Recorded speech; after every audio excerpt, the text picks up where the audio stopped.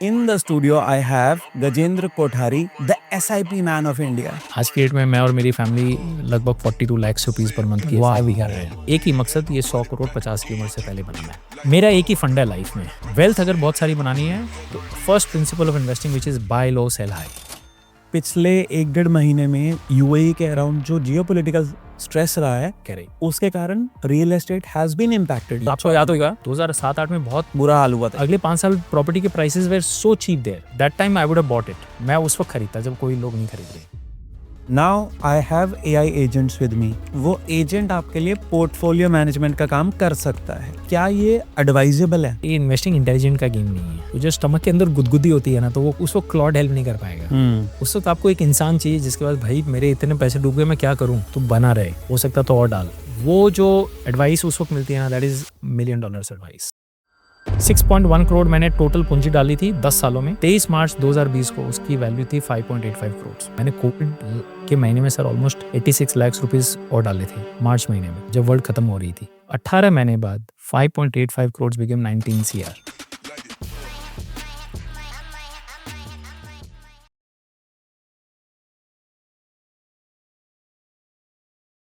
Hello and welcome to Project Life with Simply Pankaj.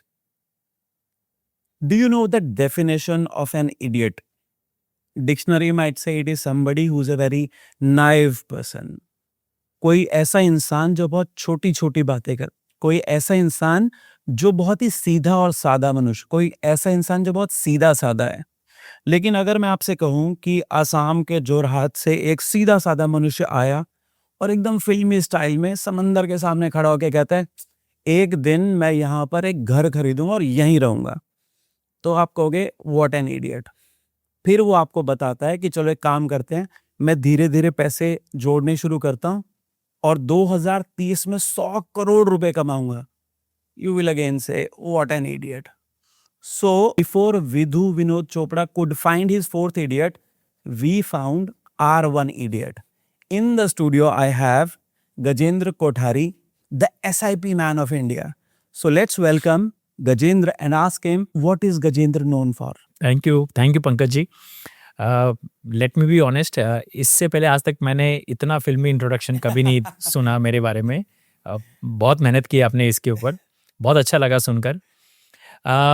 And I am proud to be called idiot, one idiot. ये मेरी एक identity बन चुकी है और मुझे इसमें काफ़ी खुशी मिलती है। बट जैसे कि आपने इडियट का मतलब बताया, मेरे एक फ्रेंड है, मित्र हैं, जिन्होंने मुझे इडियट का डेफिनेशन भी दिया। क्या बात है? तो उन्होंने मुझे इस इडियट का एक्रोनिम बताया, इंटेलिजेंट देसी investor with overwhelming tolerance. Wow, आप इसको एक बार स्लोली रिपीट करो ताकि ऑडियंस आराम से समझ सके। इंटेलिजेंट देसी investor with overwhelming tolerance. So tell me about this overwhelming tolerance वाला bit. तो ये बहुत डीप है और ये आइडिया मुझे नहीं आई, मेरे फ्रेंड ने मुझे दिया, मेरे साथ MBA में पढ़ता था। तो बेसिकली आपने जो बताई इडियट, मैं इंस्पायर हुआ वो मूवी से, one idiot movie, short movie है। तो जब भी मैं लोगों को बोलता हूँ आपने वो वन इडियट मूवी देखी है, बोलता हाँ मैंने 3 इडियट्स देखी है, तो उनको वो कंफ्यूज हो जाते हैं उससे। माना नहीं, वो 3 इडियट्स अलग मूवी थी, उसमें भी बहुत सारी इंस्पिरेशन थी। पर्सनली मैं उस मूवी को बहुत मानता हूँ लाइफ में। उस मूवी में जो भी बताया है, मैं हर फिलोसफी से बिलीव करता हूँ जी कि आप सक्सेस के पीछे मत भागो, एक्सेलेंस के पीछे भागो। सक्सेस आपके पीछे आएगी। It's a by product. It's a by product and in today's discussion will discuss on that also. Sure. And उस मूवी में अगेन एक बहुत इंपॉर्टेंट टॉपिक, जो आज की डेट में हम देखते हैं कि लोग एग्जाम्स वगैरह लिखते हैं खाली मार्क्स के लिए, डिग्रीज के लिए, ये सब खत्म हो गई है। अभी हम जो AI जनरेशन में जी रहे हैं, अब डिग्रीज की कोई वैल्यू नहीं है। बिल्कुल, आप क्या वैल्यू लाते हो उसी पे आपको जज किया जाएगा। तो मैंने लकीली वो लाइफ में फॉलो किया और आज मैं यहाँ तक पहुँच पाया हूँ। बट ये जो वन इडियट मूवी आई थी पंकज जी, ये अमोल गुप्ते ने बनाई थी। बिल्कुल, जिन्होंने तारे ज़मीं पर, स्टैनली का डब्बा, बहुत अच्छी अच्छी मूवीज़ बनाई है। अगर आप उनकी मूवीज़ देखोगे ना, हर मूवी में एक मैसेजिंग होती है, social messaging.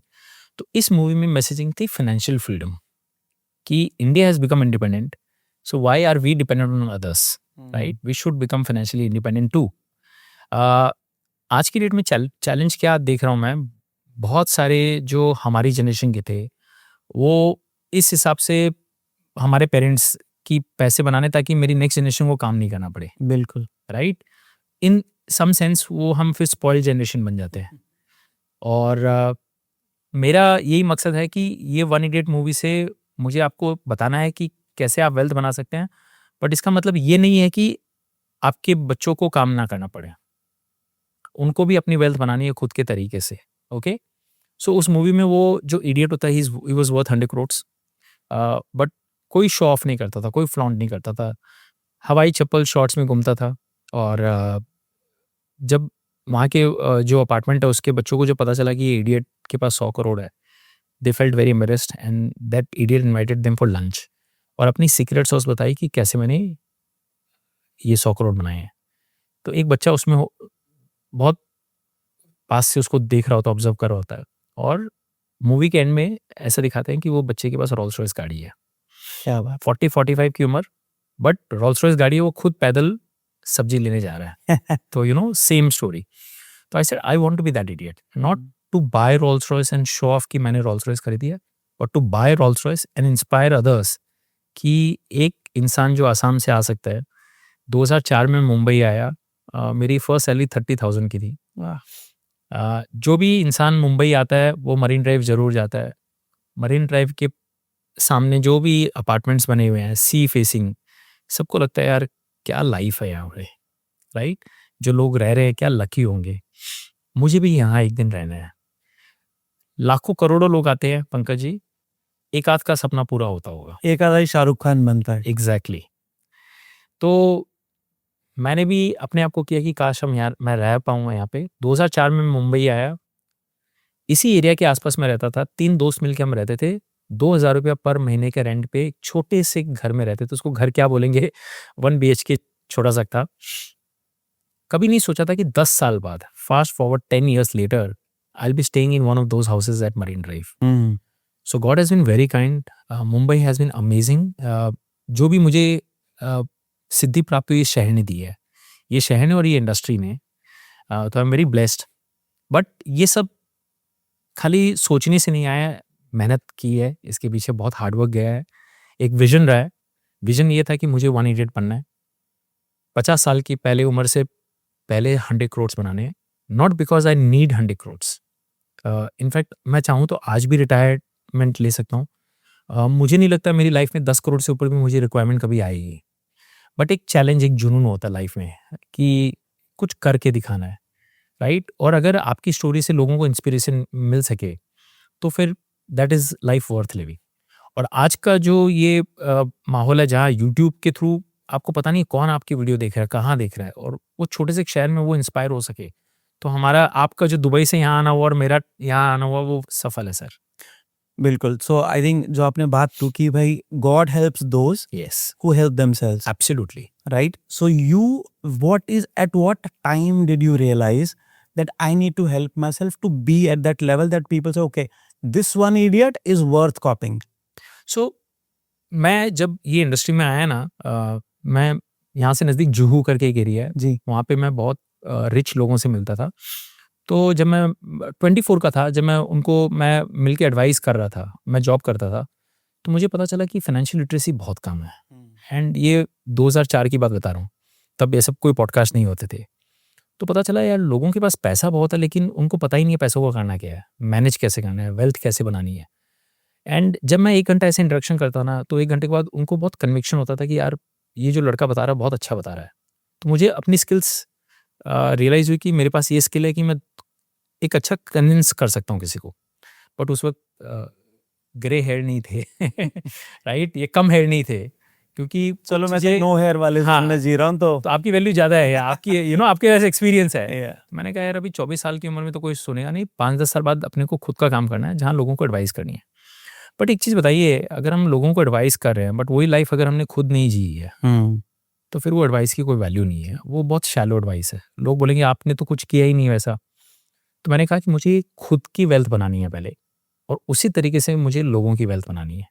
And that's when one idiot movie came in 2010। I saw, मुझे बहुत इंस्पिरेशन मिली। बट लोग सब कहते हैं ना कि यार ये सब मूवी में होता है। आज भी जब आप 3 इडियट्स की मूवी बताओगे ना, मैं अपने फैमिली में बताऊंगा ना कि मैं बच्चों को बताता हूँ मार्क्स वार्क्स की जरूरत नहीं है, तो मेरे पेरेंट्स बोलते हैं नहीं नहीं ये सब मूवीज़ में होता है। रियल लाइफ है तो मार्क्स डिग्री सब चाहिए होता है।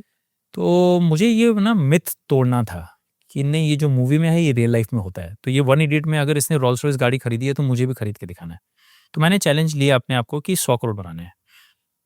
एक बात बताऊं, मुझे कुछ भी आइडिया नहीं थी कि 100 करोड़ कैसे बनेंगे, और 100 करोड़ कोई मामूली रकम नहीं होती है।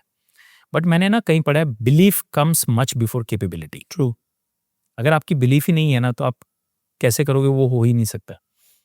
जैसा कि मैंने सोचा कि मुझे मरीन ड्राइव के आगे घर लेना है, कहाँ से आएगा वो पता नहीं है, बट था कि एक दिन रहना है, और डे वन से ये कॉन्फिडेंस था कि अपनी कर लेंगे।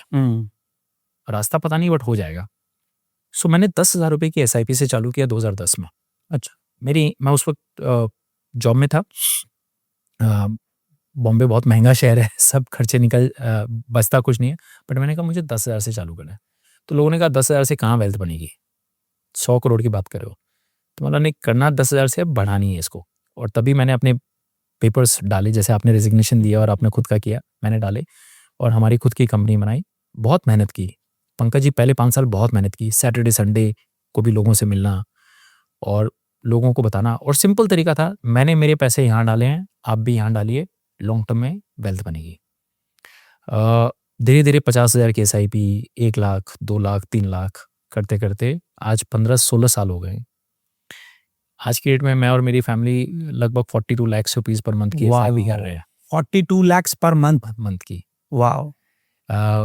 हमारी जो भी इनकम है हम अपने बिजनेस से कमाते हैं, प्रोफेशन से कमाते हैं, सारे की सारी इनकम खर्चे करने के बाद ये SIP में जाती है। हम और कुछ नहीं करते हैं।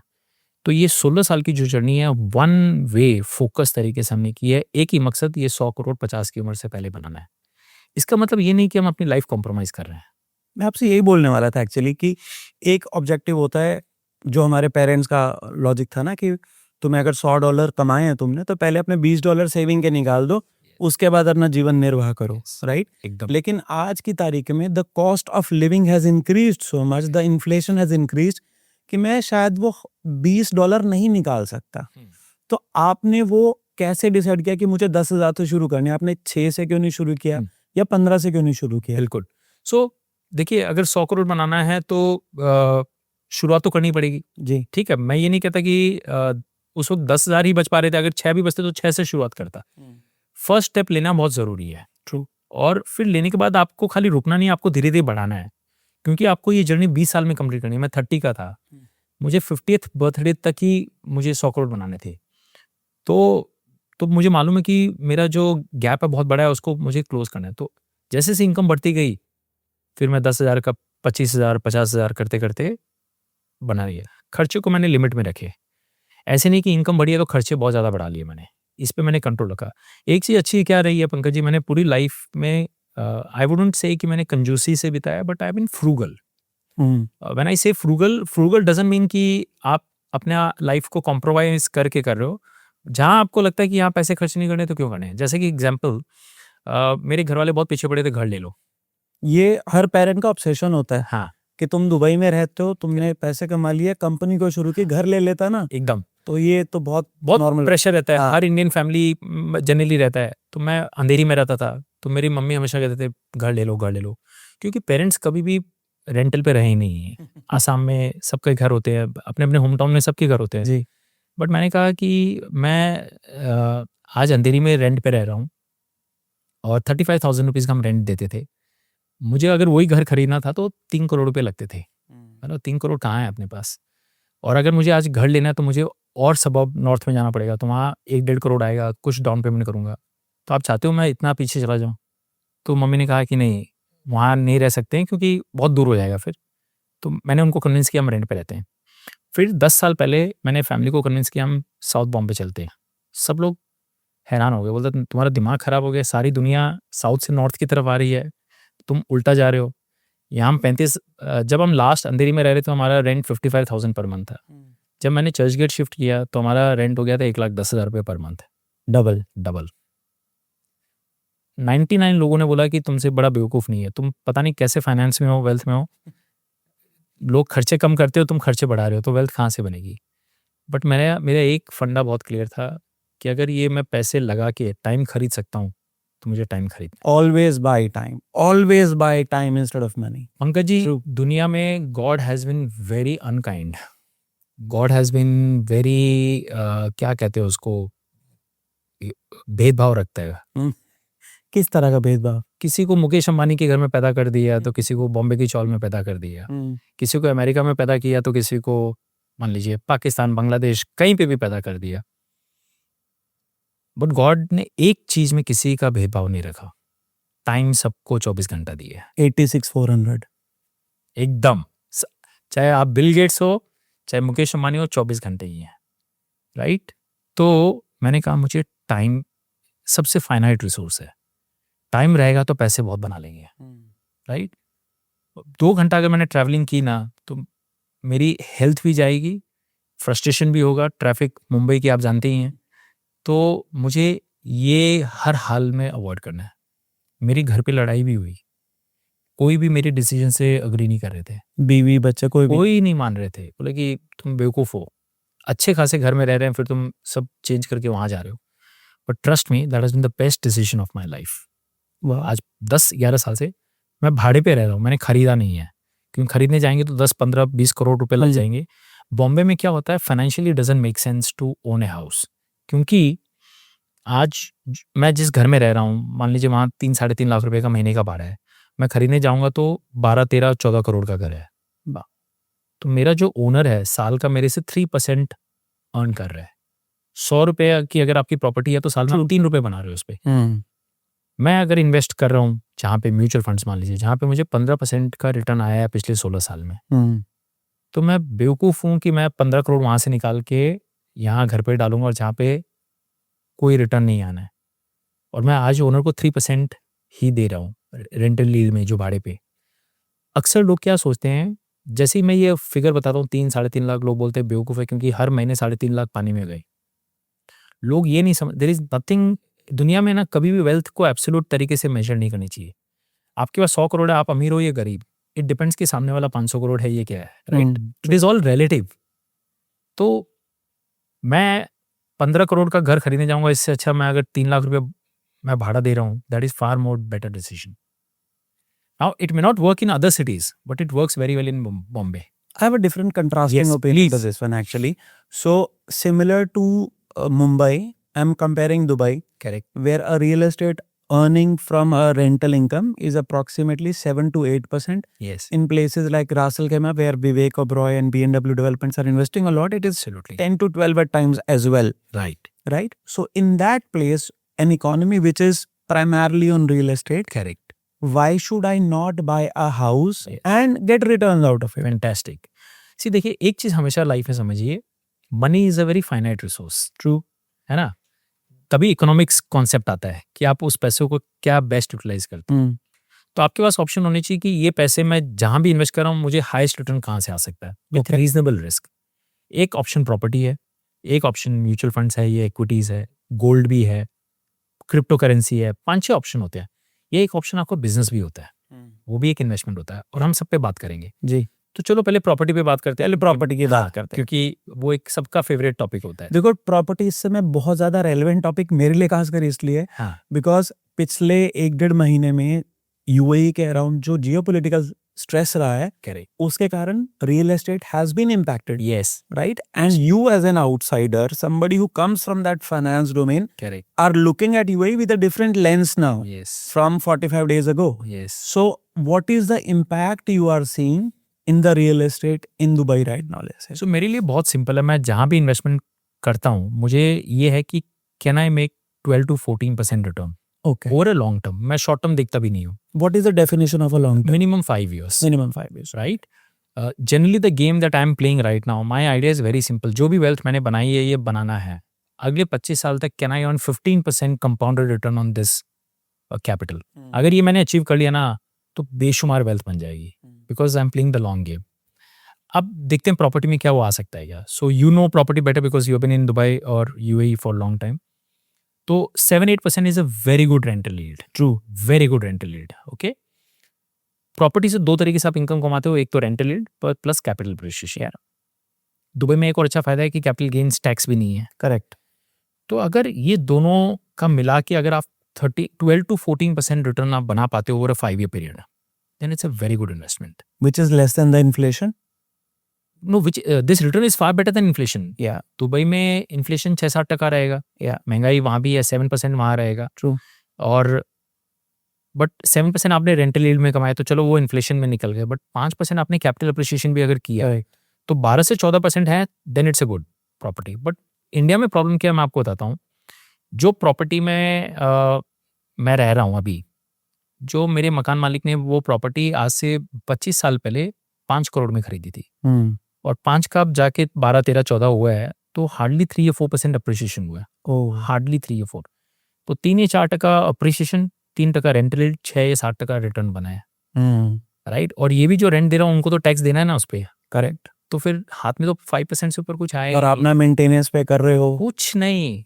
तो मेरा ओनर जो है 5% कमा रहा है Hmm. और मेरा पैसा दूसरी जगह 15% कमा रहा है, तो मैं क्यों प्रॉपर्टी खरीदूं. True. हाँ, अगर मैं दुबई आता हूँ और मुझे अगर 12 to 15% का रिटर्न मिलता है तो आई will buy it. But again मैं सामने देखूंगा कि मैं जो यहाँ कर रहा हूँ उसका रिटर्न मेरा दुबई का प्रॉपर्टी से अच्छा है, then again I will hesitate to buy property in Dubai. So in your investment, you have not invested in property at all. At all, zero. आज तक मैंने लाइफ में कभी कोई प्रॉपर्टी नहीं खरीदी है, And what about gold? वो भी नहीं खरीदा है, जीरो. पर ये सब तो हेज करने के बेस्ट तरीके गिने जाते हैं ना वर्ल्ड में. देखिए मेरा एक ही फंडा है लाइफ में पंकज जी. वेल्थ अगर बहुत सारी बनानी है तो first principle of investing which is buy low sell high. Buy low, sell high. 4 साल के बच्चों को भी समझाओगे वो समझ जाएगा. Basic logic. Yeah. एकदम लॉजिक है ना, चाहे वो प्रॉपर्टी हो. So I am not against property. हाँ, ये जो जियो पोलिटिकल सिचुएशन से अगर 50% क्रैश आ जाता है, एक बात बता रहा हूँ, कई कई जगह आया भी होगा, True. और मुझे वो प्रॉपर्टी मिल रही है with a vision of 5, 6, 7 years, और मुझे लगता है कि इस भाव में खरीद के मैं यहाँ 18-20% रिटर्न बना सकता हूँ, then I will buy it. Hmm. Again it's much easier to buy and sell property in UAE compare to buy and sell in Mumbai. True. कागज, पेपर वर्क, आप बहुत झमेले होते हैं, Yeah. वहाँ पे ईजी है. Yeah. तो आज तक मैंने सारे पैसे म्यूचुअल फंड्स और यहाँ क्यों लगाए, because I can be anywhere in the world and the entire wealth is in under my control. मैं अमेरिका में रह के भी बटन दबा के बाई और सेल कर सकता हूँ, 2 दिन में पैसे मेरे अकाउंट में आ जाते हैं. The most important thing Pankaj ji, what I see is what I get. Hmm. जो मेरी स्क्रीन पे फिगर दिख रहा है वो प्रॉपर्टी में नहीं है अभी भी, Yeah.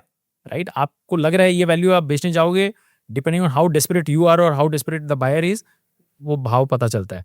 बट हियर आज का जो रेट है कल सुबह मुझे मिल जाएगा. एग्जैक्टली. लिक्विडिटी है वहाँ, लिक्विडिटी नहीं है आज के डेट में. अगर सब वहाँ बाई सेल करने के लिए सोच रहे हैं बहुत लोग, अगर True. तो आपको डिस्ट्रेस सेल करना पड़ेगा, 10, 20, 30% डाउन आना पड़ेगा. तो आई एम अ कॉन्ट्रेरियन. तो आई एम नॉट सेइंग कि I will never buy property. I will buy property and where it is easy to transact first of all. So Dubai in that way qualifies, or UAE qualifies, provided I'm getting it 50% cheaper Hmm. or 30-40% reasonable cheaper, and tomorrow I can sell it. So I want to buy when there is absolute pessimism around it, and I want to sell when there is absolutely euphoric. You take it like a commodity, not an asset. Precisely, that's right. And whenever I invest in anything, I am not looking from hedging perspective. Hmm. Hedging is a good idea. See, diversification का मतलब क्या है? आप थोड़े थोड़े पैसे हर जगह डालो, राइट. थोड़ा गोल्ड, थोड़ा प्रॉपर्टी, थोड़ा इक्विटी, थोड़ा ये. I personally don't believe in diversification in that much. When you are in the journey of wealth creation, diversification will not help. Wealth हमेशा एक सोर्स से बनती है बस. I love this line actually. और and I am in sync with your idea कि मुझे mutual fund में इसलिए इन्वेस्ट करना है क्योंकि मुझे दिख रहा है कि मुझे क्या मिलने वाला है. मैं क्रिप्टो में इन्वेस्ट कर रहा था, और क्रिप्टो का क्या इंडिया में लीगल है, कई जगहों पे लीगल नहीं है, हर जगह के अपने रूल्स एंड रेगुलेशन है. For mutual fund it is all global. Absolutely, that is one. So I was, मैं क्रिप्टो में आज तक कभी इन्वेस्ट नहीं किया for 2 reasons. A, I don't understand that right now. मुझे उसका यूज केस ये क्या है, फ्यूचर, वो नहीं पता चल रहा है. That's a very big reason not to invest. See, you should always remain in your circle of competence. Yeah. The moment you go out of your circle of competence ना, आप गलती करोगे, राइट. जिस चीज में आप एक्सपर्ट हो, जरूरी नहीं है कि मैं उस चीज में एक्सपर्ट हूँ. मुझे ये जानना जरूरी है कि मेरा सर्कल क्या है, मुझे किस चीज में फुल कॉन्फिडेंस है. तो जो गेम मैं खेलना ही नहीं जानता, मैं वो गेम नहीं खेलूंगा, भले कितने रिटर्न्स बने, राइट. सो पहली बात है कि मैं क्रिप्टो में जानता नहीं था. दूसरी बात, इंडिया में लीगल नहीं है. तीसरी बात, it comes in to highest taxation. तो अगर मैंने पैसे बना भी लिए तो 45% तो गवर्नमेंट के साथ शेयर कर रहा हूँ. तो फिर मेरे हाथ में क्या बचता है? तो मैंने रियलाइज़ किया कि जिस दिन इंडिया में लीगल हो जाएगा, सेबी के अंडर में आ जाएगा, एक म्यूचुअल फंड फॉर्मेट में आ जाएगा जहाँ मैं बाई सेल कर सकता हूँ और टैक्सेशन भी रीजनेबल होंगे, और उस वक्त क्रिप्टो क्रैश किया हुआ रहेगा जब सारी दुनिया क्रिप्टो को हेट कर रही है, maybe I buy that. तो I think you are closing to that point, बहुत नजदीक आ रहे हो आप उस पॉइंट के। हाँ, इन टर्म्स ऑफ वैल्यूएशन वगैरह, बट लीगैलिटी अगर इंडिया में आ जाए तो फिर हम करेंगे। तो same way I look real estate, any asset class, if it is cheap I will buy, if it is expensive I will sell. Whether it is gold, पहले मैं मानता था गोल्ड में नहीं करूंगा, बट मैंने मेरा व्यू चेंज कर लिया at some point of time when gold becomes cheaper. I don't know when, अभी तो बहुत महंगा है, बट सबकी साइकिल्स आती है पंकज जी। दुनिया में ऐसी कोई चीज नहीं है, in no tree grows to heaven, या राइट? सबकी साइकिल्स आती है जिस दिन, और मेरे पास अनलिमिटेड पेशेंस है। आपके पास अनलिमिटेड पेशेंस है। हाँ, मतलब आप बहुत अच्छा शादीशुदा जीवन जी रहे हैं। अरे बिल्कुल। सब्जी धनिया आपको सबके भाव पता है। सब कुछ। और पेशेंस, देखिए पेशेंस रखने से क्या होता है कि जो चीज़ आपको चाहिए वो आपके पास आ जाती है। टाइम देना पड़ता है, बट आपके रेट पे, आपके कंडीशंस पे आपको मिलती है। तो चाहे इन्वेस्टमेंट हो, मैं कभी भी इन्वेस्टमेंट्स के पीछे नहीं भागता हूँ। मैं वेट करता हूँ कि वो मेरे पास आए, वो रेट्स, वो लेवल्स मेरे पास आए। And because I am a contrarian, दुनिया में कहीं ना कहीं बम फटते रहता है। 4 साल पहले चाइना में फट रहा था, कोविड, चाइना इकोनॉमी ये है, राइट? इंडिया में कोई ना कोई सेक्टर्स में फटते रहते हैं। तो मैं वेट करता हूँ कि कौन सा ऐसा सेक्टर है जो बहुत चीप है, जो एकदम अनफेवरेबल है, अभी कोई उसको हाथ भी नहीं लगा रहा है, और मैं चुपचाप उसमें बाइंग और एक्यूमुलेटिंग करने लग जाता हूँ। तब तक करते रहता हूँ जब तक वो एकदम हॉट नहीं बन जाए। It's a matter of time, 3, 5, 7, 10 साल लगेंगे, लेकिन वो साइकिल घूम फिर के वही फैशन वापस आता है। आई थिंक इसीलिए ना अभी जो मैं सबसे ज्यादा म्यूचुअल फंड के बारे में जिनको देखता हूँ, हाँ, वो होते हैं रोहित शर्मा। टीवी पे आके बोलते हैं म्यूचुअल फंड सही है। सही है। तो अगर इस समय मेरी जगह आपके सामने रोहित शर्मा बैठे हो, हाँ, और वो कहते हैं कि कोठारी साहब ये रहे मेरे 100 करोड़, करेक्ट। अब आपके पास मैंने इसको दिया 10 साल, हाँ, तो आप उन 100 करोड़ से 10 साल में क्या करोगे? तो उससे पूछूं, मैं उनसे वापस पूछूं, आपको करना क्या, आपकी क्या इच्छा है, या आपको क्या चाहिए? देखिए, आप जब रेस्टोरेंट में आते हो, शेफ को आप बताते हो ना मुझे क्या चाहिए। आप ये तो नहीं बोलते हो कि शेफ आप अपने हिसाब से बनाओ, मुझे आपका टेस्ट पता नहीं, मुझे आपकी एलर्जीज पता नहीं है, राइट? प्रेफरेंसेस पता नहीं है, कम तीखा, ज़्यादा तीखा क्या खाते हो। तो मैं आपसे पूछूंगा आपकी क्या रिक्वायरमेंट है। ओके। तो मैं रोहित शर्मा से ही पूछूंगा कि आपकी क्या रिक्वायरमेंट है। आप बोलोगे गजेंद्र मुझे इसमें हाईएस्ट रिटर्न्स बनाने है, वेल्थ बनानी है, तो रिक्वायरमेंट है। आप बोलोगे नहीं मुझे सेफ रखना है, ये 100 करोड़ कभी टूटने नहीं चाहिए at any point of time, then I will prepare accordingly, right? तो हर जर्नी अलग होती है। Personal finance is more personal than finance. Wow, personal finance is more personal than finance. Nice. आपकी जर्नी बिल्कुल अलग है, इनकी जर्नी बिल्कुल अलग है, मेरी जर्नी बिल्कुल अलग है, राइट? तो मुझे आपकी जर्नी के हिसाब से आपका प्लान बनाना है, आपकी जर्नी के हिसाब से मुझे आपकी रेसिपी बनानी है। अगर मैंने वो नहीं बनाया ना, तो आप उसको फॉलो ही नहीं कर पाओगे, क्योंकि आपको इस साल 20 साल फॉलो करना पड़ेगा, तभी जाके आपको रिजल्ट्स आएंगे ना। तो वो it has to suit your profile. So अगर मैं रोहित शर्मा और मैं आपके पास आके कहता हूँ कि मुझे इन्वेस्ट करने हैं, how do I know that you are the right person for me? Very good question. So I'll put back that question back to you. If you have to go to a doctor, how do you choose a good doctor? I take references from some people. आपने just answer कर दिया मेरा question का। You take references, right? आप अपने यार दोस्तों से पूछोगे, फैमिली मेम्बर्स को पूछोगे, क्योंकि देखो money is a very emotional topic. True. It's a very sensitive topic. ये मनी ऐसा टॉपिक है ना, हस्बैंड वाइफ को नहीं बताता है, वाइफ हस्बैंड को नहीं बताती है, बाप बेटे को नहीं, बाप को नहीं पता मेरा बेटा कितना कमाता है, राइट? यार दोस्तों के साथ हम शेयर नहीं करते हैं। तो आप सारी चीज़ें जब डॉक्टर के पास जाते हो ना, तो आप पूरी हेल्थ कंडीशन डॉक्टर को शेयर करते हो कि भाई मेरी ये प्रॉब्लम है, मैं सिगरेट पीता हूँ। डॉक्टर से नहीं छुपाते हो कि मैं सिगरेट नहीं पीता, राइट? नहीं तो फिर डॉक्टर इलाज ही नहीं कर पाएगा। डॉक्टर को आप सारी हेल्थ कंडीशन बताते हो। सेम जब आप अच्छे वेल्थ एडवाइजर के पास जाते हो ना, you open up everything, and आप ओपन उन्हीं के साथ करोगे जहाँ आपको ट्रस्ट है। ट्रस्ट कहाँ से आएगा? सबसे पहला प्रेफरेंस होता है रेफरेंस। आपके दोस्त ने बोला भाई मैं इनसे एडवाइस दे रहा हूँ, बहुत सही है, तुम जा सकते हो। और दूसरा आपको कहाँ से आता है? Trial and error. आपने भी किया, हो सकता है आपको नहीं समझ में आए, तो फिर आप नहीं जाओगे और आप रिकमेंड नहीं करोगे, और आपको अगर समझ में आएगा तो आप और 2 जनों को बोलोगे। तो this is word of mouth is the best way in this. ये पॉडकास्ट देख के शायद कोई एक आध आ सकते हैं, बट अगर उनका एक्सपीरियंस खराब रहा तो आगे का रास्ता बंद है। तो लॉन्ग टर्म में जो सस्टेनेबल चीज़ है वो वर्ड ऑफ माउथ है। तो ऐसी कोई कहानी बताओ जब आप किसी से मिलने गए हाँ और आप भी नए थे कभी, हाँ किसी ने आपके ऊपर पहली बार विश्वास किया होगा, हाँ क्यों विश्वास किया था उन्होंने पहली बार आप पे? एक मैं आपको पता की बात बताऊं, जी। एक्चुअली में स्ट्रेंजर्स पे विश्वास करना बहुत ईजी है कंपेयर टू रिश्तेदारों पे विश्वास करना। ये तो वर्ल्ड वाइड फिनोमिनन है। तो इस प्रोफेशन में भी स्ट्रेंजर्स को कन्विंस करना बहुत ईजी है, क्योंकि उनको कोई एक तरह का इनिबिशन नहीं है। उनको लगता है मैं इनके साथ सब कुछ शेयर कर सकता हूँ। अगर मैं आपका रिलेटिव हूँ और मैं बहुत अच्छा वेल एडवाइजर भी हूँ ना, तो भी आप आने से घबराओगे, यार मैं गजेंद्र को सारी चीज़ें कैसे बताऊँ मेरे बारे में, कि मैंने ये उल्टा पुल्टा किया है, ये ऐसे किया, वो क्या सोचेगा मेरे बारे में। एक ना व्यू बन जाता है। तो आप भी ना, भले ही मैं आपका बहुत अच्छा हूँ, लेकिन आप किसी और के पास जाओगे क्योंकि वहाँ खुलकर बता सकते हो, और ये बहुत इंपॉर्टेंट है, राइट। ट्रस्ट तो बाद में आता है, पहले आपको तो खुलना पड़ेगा। बट हमारे बिजनेस में भी ट्रस्ट सबसे बड़ी करेंसी है। और जब आप डॉक्टर के पास जाते हो ना, तो आपको 3 दिन में रिजल्ट दिख जाते हैं, 4 दिन में रिजल्ट दिख जाते हैं। वेल्थ में 5 साल तक आपको रिजल्ट नहीं दिखेंगे। आपको प्लस या माइनस जो भी है, 5 साल बाद पता चलेगा कि ये अच्छा है, ये खराब था। और तब तक पेशेंस बना तब तक पेशेंस बना के रखना, और कोई है ही नहीं, प्रूफ ही नहीं है। तो हमारे अभी रिसेंटली हमारे ऑफिस में एक क्लाइंट आए थे, 75 ईयर ओल्ड। वो अपने 75 ईयर ओल्ड सिस्टर और बहनों को लेके आए थे। ठीक है, वो यहाँ बैठे हैं, मैं यहाँ बैठा हूँ। 15 मिनट वो मेरे क्लाइंट उनके बहनों को समझा रहे हैं कि वेल्थ कैसे बनती है। मैं बैठा हूँ, जबकि आए मेरे पास है सुनने।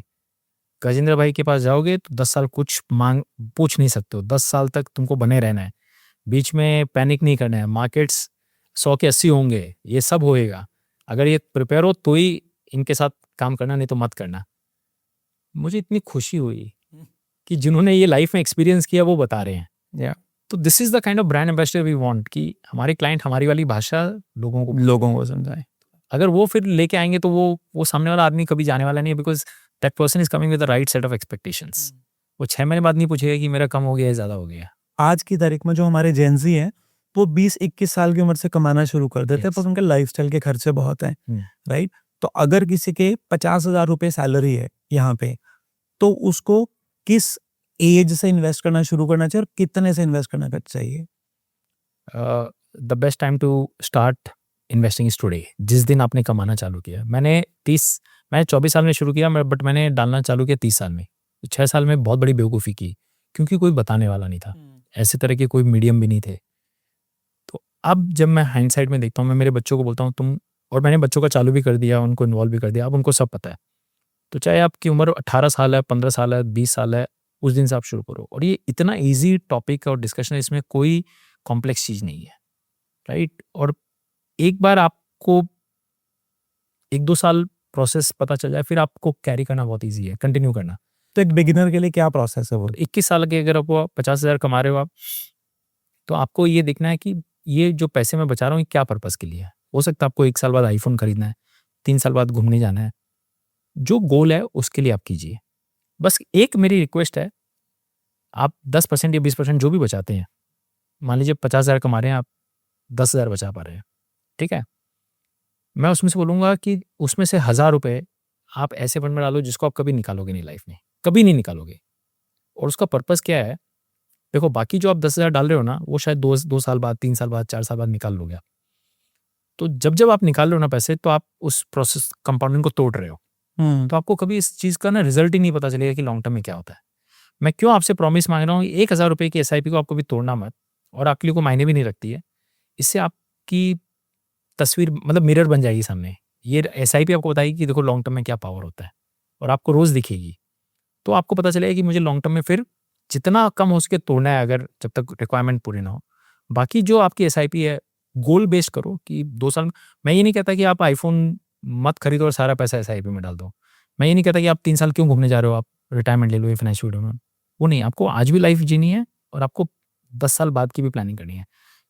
सारे पैसे अगर आप उड़ा दिए ना आज लाइफस्टाइल खर्चों में, अगर आप मुझे ये एक्सप्लेन देते हो कि मेरे पास तो सेविंग ही नहीं है, सब लाइफस्टाइल इतनी बढ़ गई है, तो सोचो 10 साल बाद भी आपके पास सेविंग नहीं रहेगी, क्योंकि जितनी आपकी इनकम बढ़ी उससे ज़्यादा खर्चे बढ़ने लग जाएंगे। तो आप आज से आपको 10% या 20% सेव करना और कंट्रोल करना बहुत ज़रूरी है। ये हैबिट लग जाएगी ना, तो फिर ये हैबिट से आपकी इनकम सेविंग्स होगी, और फिर आपकी वेल्थ बनेगी। तो गोल बेस्ड होना चाहिए। सबसे पहले गोल्स क्यों कर रहा हूँ, और गोल्स में भी ये रैंडम नंबर नहीं होना चाहिए कि मुझे 10 करोड़ बनाने हैं, मुझे 20 करोड़ बनाने हैं। भाई 20 करोड़ भी बहुत बड़ी रकम होती है, आप डिसाइड करो मुझे 20 करोड़ कहाँ लगेगी, करेक्ट? तो अगर मुझे दुबई में रिटायरमेंट लेना है तो बहुत सिंपल है। अगर मैं आज 45 का हूँ, मुझे मेरे से ये पूछना है कि मैं अगर आज रिटायरमेंट लेता हूँ दुबई में तो मेरी महीने के खर्चे क्या हैं? ओके। ठीक है, मान लीजिए मेरे महीने के खर्चे 5 लाख रुपए हैं या 10 लाख रुपए हैं, और 15 साल बाद जो आज के महीने के 10 लाख है वो 10 लाख तो नहीं रहेंगे, वो शायद 30 लाख हो जाएंगे। तो 15 साल बाद अगर 30 लाख रुपए मेरे महीने के खर्चे हैं और अगले 20 साल तक मुझे कोई इनकम नहीं आएगी बाद में, तो मेरे पास कितना रिटायरमेंट कॉर्पस होना चाहिए? हो सकता है वो नंबर पता चला 20 करोड़ का आया, तो 20 करोड़ 15 साल बाद चाहिए। उस वक्त अगर 20 करोड़ चाहिए तो आज की डेट में वो क्या वैल्यू है? तो पता चला 3 करोड़ रुपए है। अगर आज की डेट में आपके पास 3 करोड़ है तो उस वक्त 20 बन जाएंगे, तो वो 3 करोड़ लमसम है। 3 करोड़ तो लमसम हमारे पास नहीं है, राइट? तो वो 20 करोड़ तक पहुंचने हैं 15 साल में, तो मुझे महीने के कितने डालने हैं? उसी को एसआईपी बोलते हैं। जी। और वो एक रेट ऑफ रिटर्न एक्सपेक्ट कीजिए। अब रेट ऑफ रिटर्न 10 भी हो सकता है, 12 भी हो सकता है, 15 भी हो सकता है। वो डिपेंड करता है कि आप कौन हो। अगर आप बहुत एग्रेसिव हो, आपको शॉर्ट टर्म उतार चढ़ाव से कोई फर्क नहीं पड़ता है, तो आप एग्रेसिव वाले में जा सकते हो। आप बोलते हो नहीं, मुझे पैसा मेरा टूटना नहीं चाहिए, मुझे अगर मेरा सेफ एंड सिक्योर 100 का 99 हो जाता है, मुझे स्ट्रेस आ जाती है, तो फिर मैं बोलूँगा कि आप 8, 9 जो भी है, जिसमें एकदम कम है, तो वो जाओ। जितना आप स्लो जाओगे उतना लंबा टाइम लगेगा या उतने ज़्यादा पैसे डालने हैं। जितना हाई रिटर्न होगा उतना आपको कम डालने हैं, बट उसमें उतार चढ़ाव होगा, ब्लड प्रेशर थोड़ा हाई होगा, बट 15 साल है तो मोस्ट लाइकली अचीव हो जाएगा। तो ये साइंटिफिक तरीका होता है कि आपको क्या चाहिए, उसको पहले लिखो, वर्कआउट करो और फिर स्टार्ट करो। तो चलिए, मैंने ये वर्कआउट कर लिया कि मेरे दुबई में खर्चे कितने हैं। यस, मुझे आज से 10 साल के बाद रिटायरमेंट लेनी है, कैफे शॉप चलाना है या कुछ भी काम नहीं करना, बस पैसे Correct. जो मेरे इन्वेस्टमेंट आ रही है मुझे उससे खाना है। यस, तो मैंने वो नंबर फाइंड आउट कर लिया। यस। अब मैं सेल्स में हूँ, ठीक है, तो मुझे मंथली इनकम भी आ रही है और मंथली इनकम से मैं लाइफस्टाइल चला रहा हूँ, लेकिन हर साल के एंड में मुझे एक बोनस मिलता है। तो क्या मैं उस बोनस को एज अ लमसम इन्वेस्टमेंट डालता रहूं या एक एसआईपी में कॉन्स्टेंटली पर मंथ डालता रहूं? What is better? आपको दोनों करनी चाहिए, और कैसे मैं बताता हूँ। तो जो महीने की आ रही है वो 80% आप खर्चा करो, कोई दिक्कत नहीं है। बस 20% आपके फ्यूचर योरसेल्फ के लिए आप कर रहे हैं, किसी और के लिए नहीं कर रहे हो। इससे क्या होता है कि आपका डिसिप्लिन बन जाता है। आपको मालूम है 1 तारीख को सैलरी आएगी, 2 तारीख को ही निकलेगा ही पैसा, जो बचे हैं उसी में मुझे खर्चा निकालना है। फिर साल के एंड में बोनस भी आया अच्छा खासा, तो मैं ये नहीं बोलूँगा सारा का सारा पैसा डालो, उसमें भी 80-20 करो। 80% से आप हॉलीडे घूम के आओ, आईफोन लेना था तो वो लो, कुछ भी खर्चे करने हैं, करो, कोई दिक्कत नहीं है। 20% आपका रिटायरमेंट में जाना चाहिए। ये दोनों को कॉम्बिनेशन करोगे और जो 15 साल फॉलो कर लोगे तो आप अपने जो भी टारगेट है वो अचीव कर पहुंचोगे ही। अच्छा, एक चीज और होती है कि जैसे कुछ खर्चे होते हैं ना जो हर क्वार्टर में एक बार आते हैं। बच्चों की स्कूल फीस हो गई, ट्रांसपोर्ट के खर्चे हो गए, रिश्तेदारों का दुबई घूमने आना हो गया। तो अब मैं हर मंथ सेम इन्वेस्टमेंट नहीं निकाल सकता, तो क्या मैं हर महीने लमसम इन्वेस्टमेंट करता रहूं? तो उसके लिए भी मैं बताता हूँ। सो जैसे आपको मालूम है कि तो उसके लिए हम क्या कहते हैं, एक शॉर्ट टर्म गोल्स के लिए जो कॉर्पस होते हैं, आपको मालूम है कि ये 2 महीने बाद, 4 महीने बाद, 6 महीने बाद आ रहा है।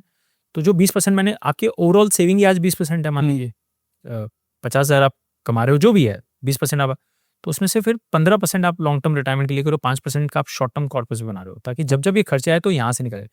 मेरा कहने का एक ही मतलब है कि जो पैसा आपने रिटायरमेंट के लिए डाला है उसको हाथ ही नहीं लगाना है, कोई भी हालत में उसको तोड़ना नहीं है।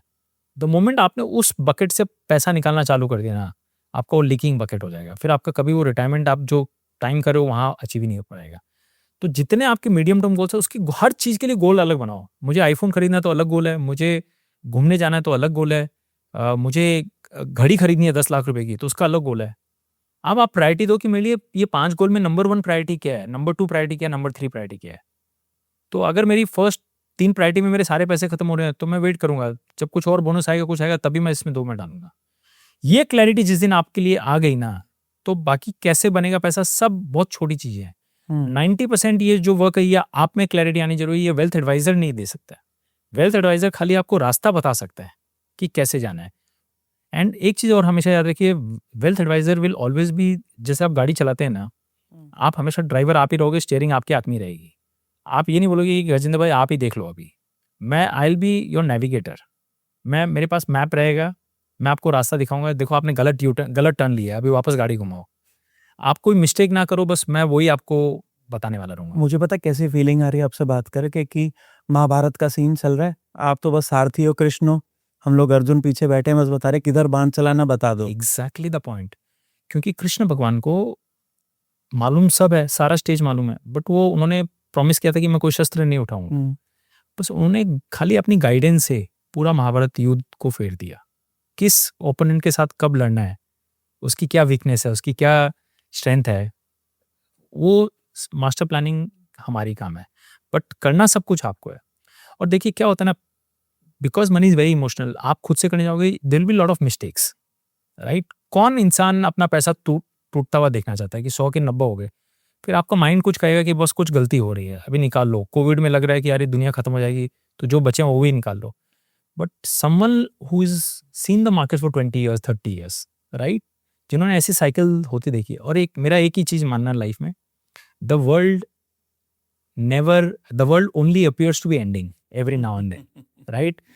आपसे बढ़िया कौन जानेगा, यूएई में रह रहे हो और पास में बम फट रहे हैं तो आपको लगता है अब तो सब खत्म हो सकता है, राइट। तो the world only appears to be ending from time to time, the world never ends. The world never ends, I love this line. So 2000 के अंदर हम सुन रहे थे 99 के अंदर कि Y2 बग आ जाएगा, सब खत्म हो जाएगा।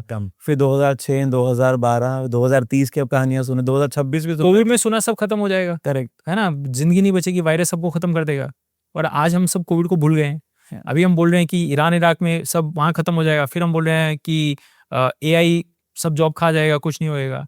ये सब ह्यूमन जो इंजेन्यूटी होती है ना, भगवान ने ह्यूमंस को इतना स्पेशल बनाया कि हम हर प्रॉब्लम से निकल सकते हैं, हम रेजिस्ट कर लेते हैं। रेजिस्ट कर लेते हैं। तो जिस दिन वर्ल्ड खत्म होगा तो वैसे भी पैसे की वैल्यू नहीं है, खत्म है, फिर तो सब खत्म है, आपने जो बचाए कोई मतलब ही नहीं है। बट खत्म नहीं होता है। उस चक्कर में फायदा क्या होता है कि सेंटिमेंट्स इतने डाउन होते हैं कि आपको हर चीजें, जो चाहे वो प्रॉपर्टी हो, चाहे वो सोना भी हो। मैंने बीच में सुना था दुबई में सोना सस्ते में मिल रहा है अभी वॉर के चक्कर में, क्योंकि कोई खरीदारी नहीं आ रहे हैं वहाँ पे दुबई में। तो जो 100 रुपए का भाव था वो 80, 90, 95 में बेचा, क्योंकि अगले को कुछ बिजनेस तो करना है ना, घर चलाने के लिए। सोने का रेट ऊपर जा रहा है, उससे उसकी कमाई नहीं होती है ना, उसको तो बेचने से कमाई होती है। करेक्ट। तो गोल्ड के रेट भी सस्ते हो रहे हैं। Someone who is a smart guy will find advantage in this situation. This is what I have learned in last 25 years कि जहां पे भी बैड न्यूज है, राइट, वहां पे हमेशा गुड प्राइस मिलेगा आपको। There is always a silver lining to every cloud and everywhere कहीं ना कहीं बैड न्यूज है, तो आपको खाली ढूंढना बैड न्यूज का है, वहां उसका फायदा उठाओ। बैड न्यूज की बात करते हुए ना, इस समय मेरे दिमाग में आ रहा है dollar versus rupee. Is it good news और bad news for rupee right now? See, right now it is bad news for rupee, because last एक साल में काफी डिप्रिशिएशन हो गया है। लॉन्ग टर्म जो एवरेज है वो अराउंड 3-3.5% है, बट इस साल 10% हो गया है। बट हमेशा एक चीज मान के रखिए, एवरीथिंग इज सिक्लिकल। तो अगर पिछले एक साल में बहुत ज्यादा टूटा है ना, तो अगले 3-4 साल मोस्ट लाइकली स्टेबल रहने वाला है।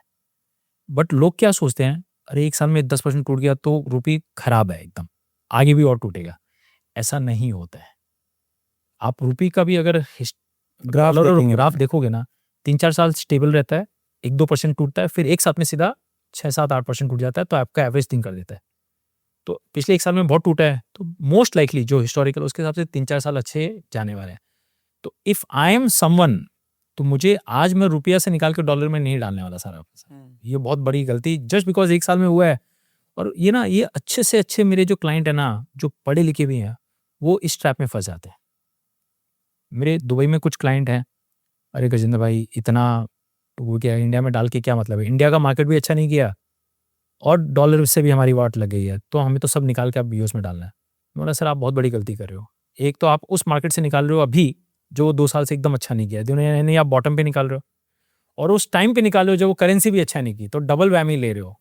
आप डाल कहाँ रहे हो, जो मार्केट बहुत अच्छा किया ऑलरेडी 2 साल में, उसमें आपने तो नहीं कमाया, बट अब आप ये सोच के डाल रहे हो कि जो 2 साल में वो रिपीट होगा। ऐसा नहीं होता है। और 99% लोग ये गलतियां करते हैं। They always take out the money at the weakest time, at the worst time, and put in again in an asset class which is already perform. तो लोग क्या कर रहे हैं, यहाँ से निकाल के गोल्ड में डाल रहे हैं, और वो गलत टाइम है। मैंने लाइफ में एक ही चीज सीखी है, इसका उल्टा करो। और इस उल्टे कर करके मैंने बहुत पैसे बना लिए। बिकॉज दिस ये सी इन इन्वेस्टमेंट, एक चीज हमेशा याद रखिए Pankaj ji, investment is always a popularity contest. I love this line. आप किसी भी कॉर्पोरेट मीटिंग रूम में जाओगे ना, ये सबसे फेवरेट टॉपिक है सबका, और तूने कहाँ पैसे लगाए। एग्जैक्टली। और वो लोग हमेशा ना पॉपुलर चीज़ों में पैसा लगाते हैं। अभी गोल्ड 1 साल बढ़ा है तो सब लोग गोल्ड में ही पैसा लगाए। करेक्ट। वो फोमो नहीं हो जाए कि अरे मैं बाहर है। मेरे हाथ से निकल गया ये ऑप्शन। और मजे की बात है कि जब सिल्वर 4 लाख रुपए का था तो सब सिल्वर की बात कर रहे थे। आज 2.5 लाख में सिल्वर कोई लेने को तैयार नहीं है। जबकि ये कितना, मतलब इतना बेसिक चीज है कि 4 लाख में चीज महंगी थी, आज 2.5 लाख में सस्ती है। सिल्वर लेने का बेस्ट टाइम है तो कंपेरेटिवली आज है वीजा भी 6 महीने पहले जो 4 लाख था। But this is how human mind behaves. UAE में भी जब प्रॉपर्टी प्राइस एकदम ऑल टाइम हाई पे रहेगी ना तो सबसे ज्यादा डिमांड रहेगी, क्योंकि लगता है देखा इसका 1 साल में पैसा बन गया, इसका 2 साल में बन गया। तो बट अब नहीं बनने वाला, कहीं ना कहीं तो वो रुकेगा ना, कहीं तो पार्टी एंड होगी और जो लास्ट में आया ना वो सबसे ज्यादा हिट होगा।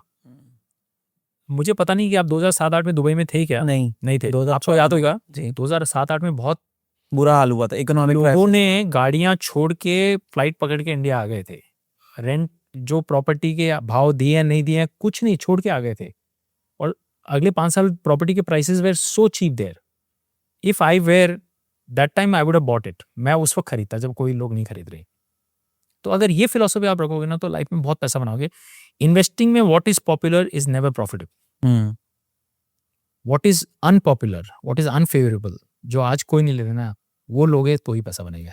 हमारे एक इन्वेस्टमेंट फ्रेंड आए थे जो गोल्ड के ऊपर बात करके गए थे, तो वो कह रहे थे कि पंकज जब तुम्हारी गली में चाय बेचने वाला एक प्रॉपर्टी गोल्ड की बात करने लगे, सिल्वर की बात करने लगे, इट मीन्स अब तुम उस चीज में बिल्कुल इन्वेस्ट नहीं करना। सही, बिल्कुल बिल्कुल। मैंने चाइना में 2021 में पैसा डाला जब चाइना लॉकडाउन में हो रहा था। सब लोग चाइना को मतलब डिस्काउंट कर दिए थे, इतनी सस्ती मिल रही थी, इतनी सस्ती।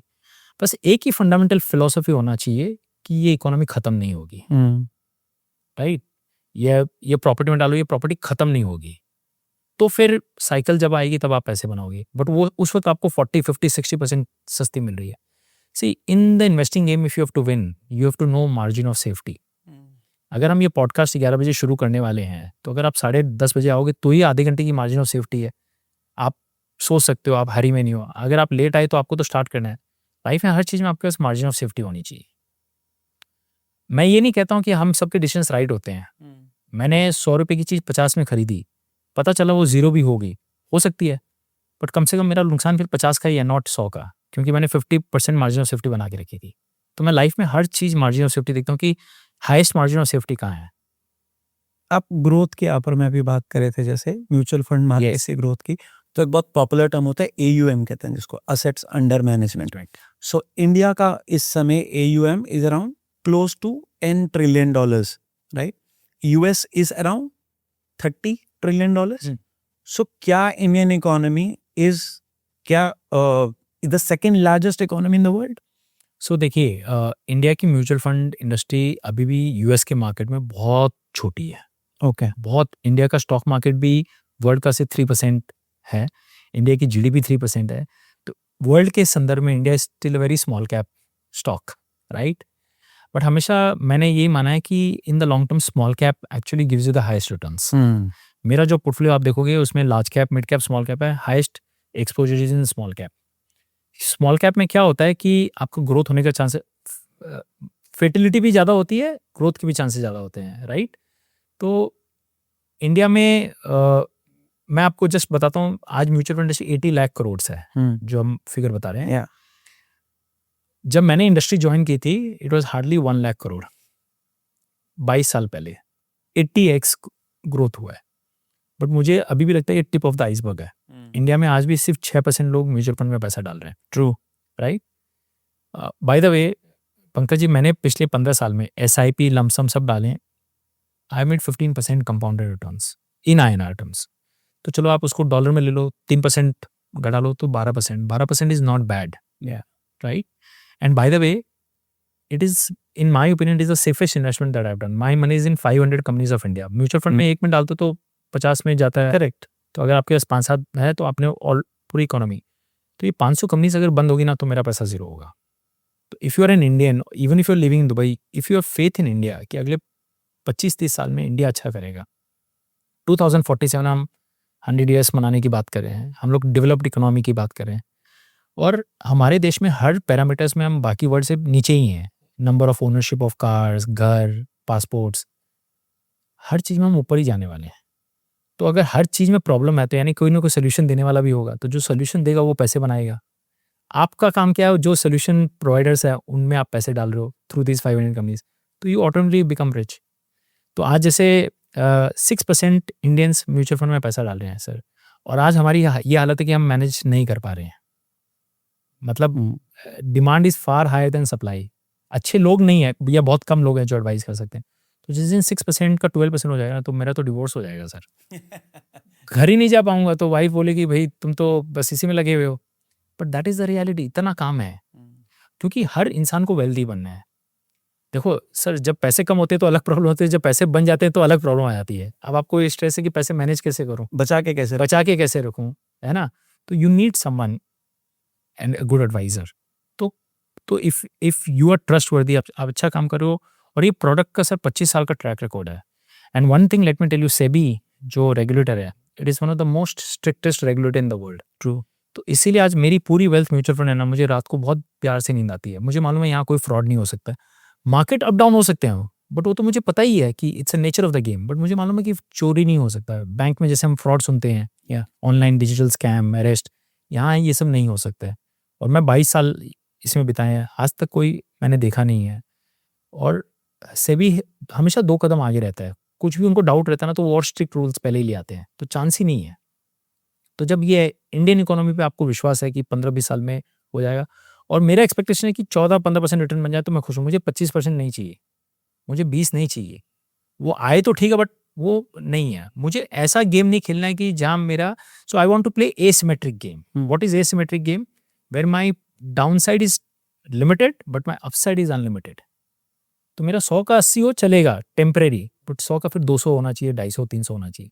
सो अगर ये गेम खेल रहा हूँ, टाइम है मेरे पास, जल्दीबाजी नहीं है, डिसिप्लिन है, हर महीने डाल रहा हूँ, तो फिर वेल्थ तो बननी है सर। 100 करोड़, वन इडियट, जो बोला ना, एन इडियट इंटेलिजेंट देसी इन्वेस्टर विद ओवरवेलमिंग टॉलरेंस। 10 मेरे पास पेशेंस है। 10 साल बाद भी मेरा 2010 में मैंने जितने पैसे डाले थे कोविड में सर, 6.05 करोड़ जो मेरी टोटल कॉर्पस मैंने डाली थी उसकी 585 वैल्यू आ गई थी, 5.85, 25 लाख नुकसान पे था।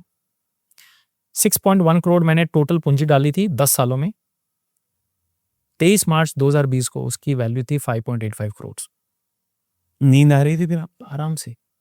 वही ना सर, वर्ल्ड खत्म हो गया तो 5.85 भी बहुत है इसका भी क्या करेंगे। बट अगर वर्ल्ड खत्म नहीं हुआ और यहाँ से मार्केट यू बाउंड किया, तो जो पैसे मैंने अभी कोविड में डाले हैं, मैंने कोविड के महीने में सर ऑलमोस्ट 86 लाख रुपीस और डाले थे मार्च महीने में जब वर्ल्ड खत्म हो रही थी। मैंने कहा भाई ये तो हर चीज़ एकदम सस्ते, सोना आपको सस्ते के पीतल के भाव में मिल रहा है, ले लो। ये तो कब खत्म हो जाएगा, नहीं तो फिर क्या वैल्यू होगी। और वही हुआ। 18 महीने बाद 5.85 crore became 19 CR। November of 2021 the portfolio value from 5.85 became 19 in a matter of 18 months। मेरा रिएक्शन नहीं निकल पाया इस लाइन के लिए। 19 CR 18 months कुछ नहीं किया। जो SIP कर रहे थे, जो डाला था, बस वही है। क्योंकि 40% डाउन चला गया था कोविड में और आपने उस वक्त डाले हैं, राइट। तो आपने पैनिक नहीं किया, तो जैसे ही मार्केट ने रिबाउंड किया तो आपने पैसे बना लिए। आज भी वैसा ही हो रहा है। अभी ईरान इराक के चक्कर में 10-15% गिरे थे, तो मैंने और मेरी फैमिली ने काफ़ी पैसे डाले हैं इसमें। Almost put 3.5 crore in this fall. Buy low sell high. जब कोई नहीं खरीद रही आप डालो। और हमें अभी ये निकालना नहीं है। जब मालूम है 6 महीना, 12 महीना, 2 साल लगेंगे, वो ऊपर तो आना ही है। सी एक चीज़ और हमेशा याद रखिए, प्रोग्रेस हमेशा स्लो होती है। ऊपर जब जाते हैं ना तो किसी को पता नहीं चलता है, नीचे आते तो सबको पता चलता है। True, right. But if you have to make lot of money, you have to be optimist in the world. But आज की दुनिया में आप 90% से बात करो ना, सब लोग पेसिमिस्ट बातें करते हैं। ये खत्म हो जाएगा, वो खत्म हो जाएगा, AI, हर चीज से। पेसिमिस्ट लोग कभी पैसा नहीं बना सकेंगे sir. They may sound very intelligent because they have very amazing reasons to give. They know all the new terms actually. All the new terms एकदम ये सब इतने लॉजिकल लगेंगे कि आपको लगे सही है। बट पैसा खाली ऑप्टिमिस्ट बनाते हैं, चाहे वो बिजनेसमैन है। मुझे अगर जहाँ प्रॉब्लम नहीं दिखेगी, मैं फिर कैसे पैसे बनाऊंगा? प्रॉब्लम होगी तो ही तो मेरी वैल्यू होगी। तो I am a very optimist guy, right. And the important thing is the biggest thing in wealth creation is not your mind, it is your stomach. अगर आपका स्टमक में वो एक फोर्स आ रहे हैं, फायर नहीं है ना। फायर नहीं, और स्टमक में गड़बड़ हो रही है कि अरे यार खत्म हो जाएगा, सो नहीं पा रहे हो, तो फिर वेल्थ नहीं बनेगी। in investing, intelligence is 1%. 99% is actually patience and nothing, doing nothing. एक बार जो कर दिया बस buy right and then sit tight kind of thing. कुछ करना नहीं है। इंडिया के अंदर ना हम जब भी इंडिया में हम जब भी इन्वेस्टमेंट की बात करते हैं ना, उसके इन पैरेलल हम बात करते हैं टैक्सेशन के बारे में। Yes. म्यूचुअल फंड के इन्वेस्टमेंट्स मुझे टैक्सेशन में क्या रियायत दिलवाती है? देखिए इस मामले में तो आप बहुत लकी हो, यूएई रेसिडेंट्स के लिए कोई भी टैक्स नहीं है और हमारे लिए long term short term capital gains tax है। तो म्यूचुअल फंड में हम जब इन्वेस्ट करते हैं 2 तरह के टैक्स लग सकते हैं। 12 महीने से पहले आपने निकाले तो short term capital gains tax, 12 महीने के बाद निकाले तो long term capital gains tax in equity. 1 साल से पहले निकालते हो तो आपको 20% प्रॉफिट पे देना पड़ता है। बट जनरली अगर आप लॉन्ग टर्म के लिए डालोगे तो क्यों 1 साल के पहले निकालोगे, राइट? तो चलो हम लॉन्ग टर्म की बात करते हैं। तो आज की डेट में जो भी मैंने लॉन्ग टर्म वेल्थ बनाई है, जिस दिन भी मैं बेचूंगा, जितना भी बेचूंगा, उस पर जो भी गेन्स कमाए हैं, आज की डेट के हिसाब से 12.5% long term capital gains tax है। ये हमारे रेसिडेंट इंडियंस के लिए है। मिडिल ईस्ट में पर्टिकुलरली यूएई रेसिडेंट्स के लिए है और ओमान के लिए भी है, बट बहरीन ये कतार के लिए शायद नहीं है। If you are in UAE resident, आपने जितना भी पैसा म्यूचुअल फंड्स में डाला है in INR, NRE NRO account के थ्रू, और जब आप उस साल निकालते हो और आपको खाली एक टैक्स रेसिडेंसी सर्टिफिकेट देना होता है यूएई का, वो अगर आप यहाँ की अथॉरिटीज़ को देते हो तो म्यूचुअल फंड आपका कोई टैक्स नहीं काटती है। इंडिया में आपको कोई टैक्स नहीं देना है, आपके लिए पूरा टैक्स फ्री हो जाता है। This is the biggest advantage UAE resident Indian can get it. ये तो एक है ही है। दूसरा एक गिफ्ट सिटी रूट है जो इंटरनेशनल, जैसे DIFC है दुबई में इंटरनेशनल फाइनेंशियल सेंटर, वैसे इंडिया में गिफ्ट सिटी है जो अहमदाबाद में है। आप डॉलर में इन्वेस्ट कर सकते हो, आपको इंडियन एनआरआई अकाउंट नहीं खोलना है, आपके पास पैन कार्ड होने की ज़रूरत नहीं है, आधार कार्ड कुछ ज़रूरत नहीं है।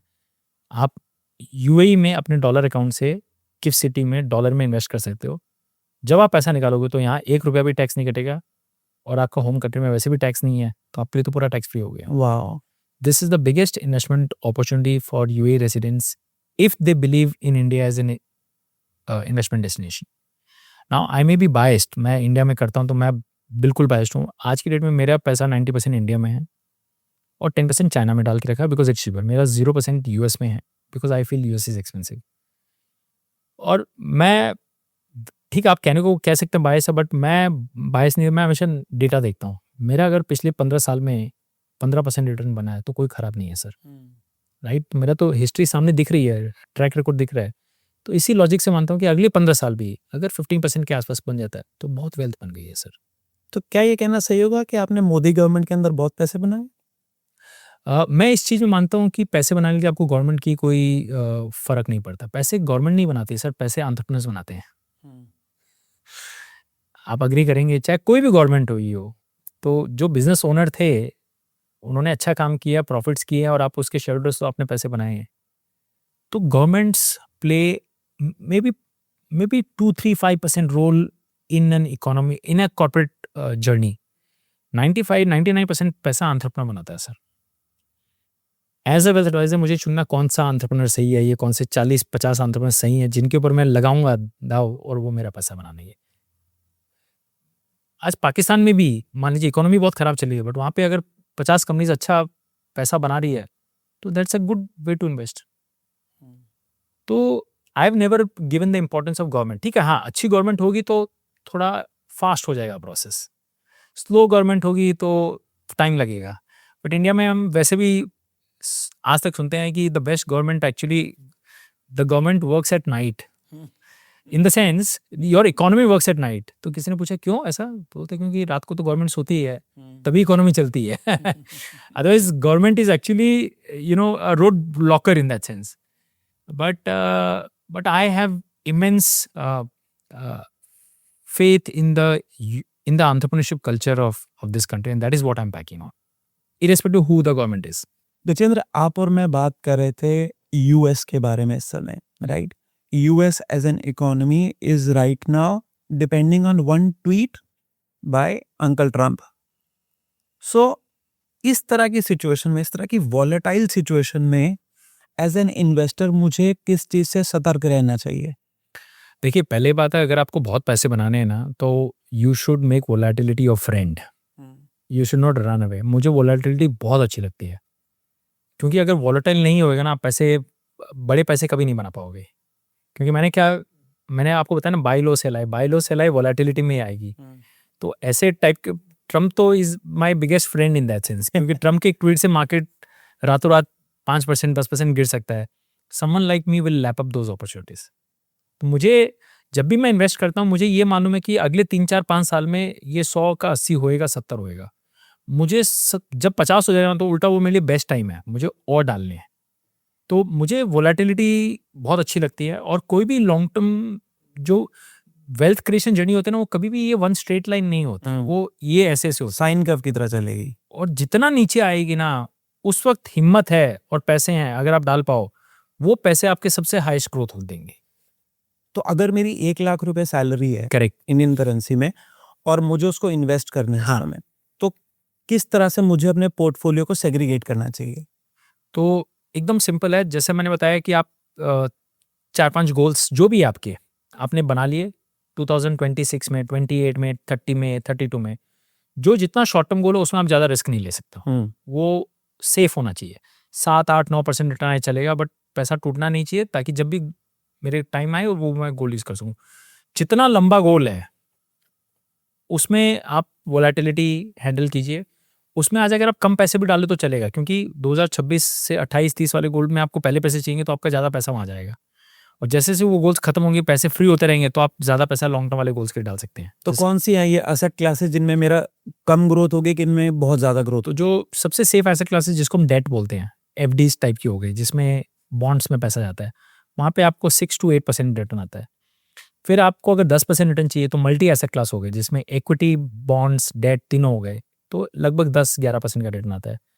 फिर 12% का रिटर्न अगर आपको चाहिए तो 65% इक्विटी हो गया, 35% डेट हो गया, ज़्यादा इक्विटी। देखिए, बेसिकली क्या है, इक्विटी आपका एक्सेलेरेटर हो गया और बॉन्ड्स आपकी ब्रेक्स हो गए। समझ गए? बहुत अच्छा एग्जांपल है ये। है ना? तो जब आपको लंबी दूरी गाड़ी चलानी है, तो आपका पाँव बार बार ब्रेक्स पे नहीं जाता है, आपका पाँव एक्सेलेरेटर पे जाता है। आप कंटिन्यूस दबा के रखते हो, क्योंकि गाड़ी चलती रहती है। बट जब शॉर्ट टर्म में पार्क, अभी आपको भीड़ से निकलना है, ट्रैफिक है, तो आपको दोनों को बैलेंस करके चलना है। आप खाली इक्विटी में जाओगे ना तो एक्सीडेंट कर जाओगे। तो ये सिंपल लॉजिक लगानी है। मैं 45 का हूँ, मुझे, मेरे बच्चे अभी यंग हैं, अभी पैसे की ज़रूरत नहीं है। प्लस एक चीज़ और याद रखिए, देखिए, आपकी लाइफ में 2 इनकम होती है, एक्टिव इनकम और passive income. Passive income, correct. है ना? अगर आपकी एक्टिव इनकम अच्छी खासी आ रही है, और इससे अगर आपके life, day to day life सारे खर्चे निकल जाते हैं, हॉलीडे, ट्रैवल सब निकल जाता है, तो आप पैसिव इनकम को टच मत कीजिए। क्योंकि जितनी बार आप पैसिव इनकम को टच करोगे ना, आप टैक्स दे रहे हो।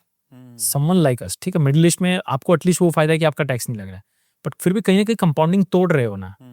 And the first rule of compounding is never to interrupt it unnecessarily. तो मैं ना जब भी तोड़ने की सोचता हूँ, मैं 4 बार सोचता हूँ, इज इट रिक्वायर्ड, ये मैं कहीं और से ले सकता हूँ, राइट? तो अगर मैं बहुत लोगों को बोलता हूँ, शॉर्ट टर्म में अगर आपको इन्वेस्टमेंट्स तोड़ने भी हैं, आजकल तो बहुत अच्छे व्हीकल आ गए, लोन अगेंस्ट म्यूचुअल फंड, ये सिक्योरिटीज। अगर आपको 1 महीने के लिए पैसा चाहिए, तो आप उसको ब्रेक मत करो। ब्रेक करते तो 12.5% आपने दे दिया, राइट? तो आप इसके अगेंस्ट लोन ले लो, वहाँ पे 8 9% पे आपको लोन मिल रहे हैं, और आप 1 महीने में चुका दोगे, तो आपकी इन्वेस्टमेंट चालू रहती है। देखिए, क्या होता है, इन्वेस्टमेंट चालू करना, उसको कंटिन्यू करना is the most difficult job. और एक बार अगर वो रिदम में है, फिर उसको तोड़ो मत आप। ये चार्ली मंगर ने ये बात कही थी कि take a simple idea and take it seriously. तो मैंने कंपाउंडिंग को बहुत बहुत सीरियसली ले लिया कि मुझे इसको तोड़ना नहीं है अननेसेसरीली। ठीक है, लाइफ में जब बड़े पैसे की जरूरत होगी तब तो तोड़ना ही है, अगर एक्टिव इनकम नहीं है तो। पर जब तक लाइफ में एक्टिव इनकम आ रही है, तब तक मुझे पैसिव इनकम को हाथ नहीं लगाना है। आपने और मैंने इस एपिसोड की शुरुआत में एक चीज़ कही कि व्हाट एन इडियट हमने एक लाइन यूज़ की जब आपने कोई भी लॉफ्टी गोल बनाया। ऐसी कौन सी मिस्टेक्स आप लोगों को इन्वेस्टमेंट में करते हुए देखते हो कि आपके मुंह से निकल जाता है what an idiot? Patience, the biggest mistake. And लोग बहुत इंटेलिजेंस लगाते हैं, बहुत इंटेलिजेंस लगाते हैं। आज आपका मेरा पॉडकास्ट सुनेंगे तो कुछ इंटेलिजेंस है, फिर कल चेंज कर देंगे उसको, किसी और का सुना।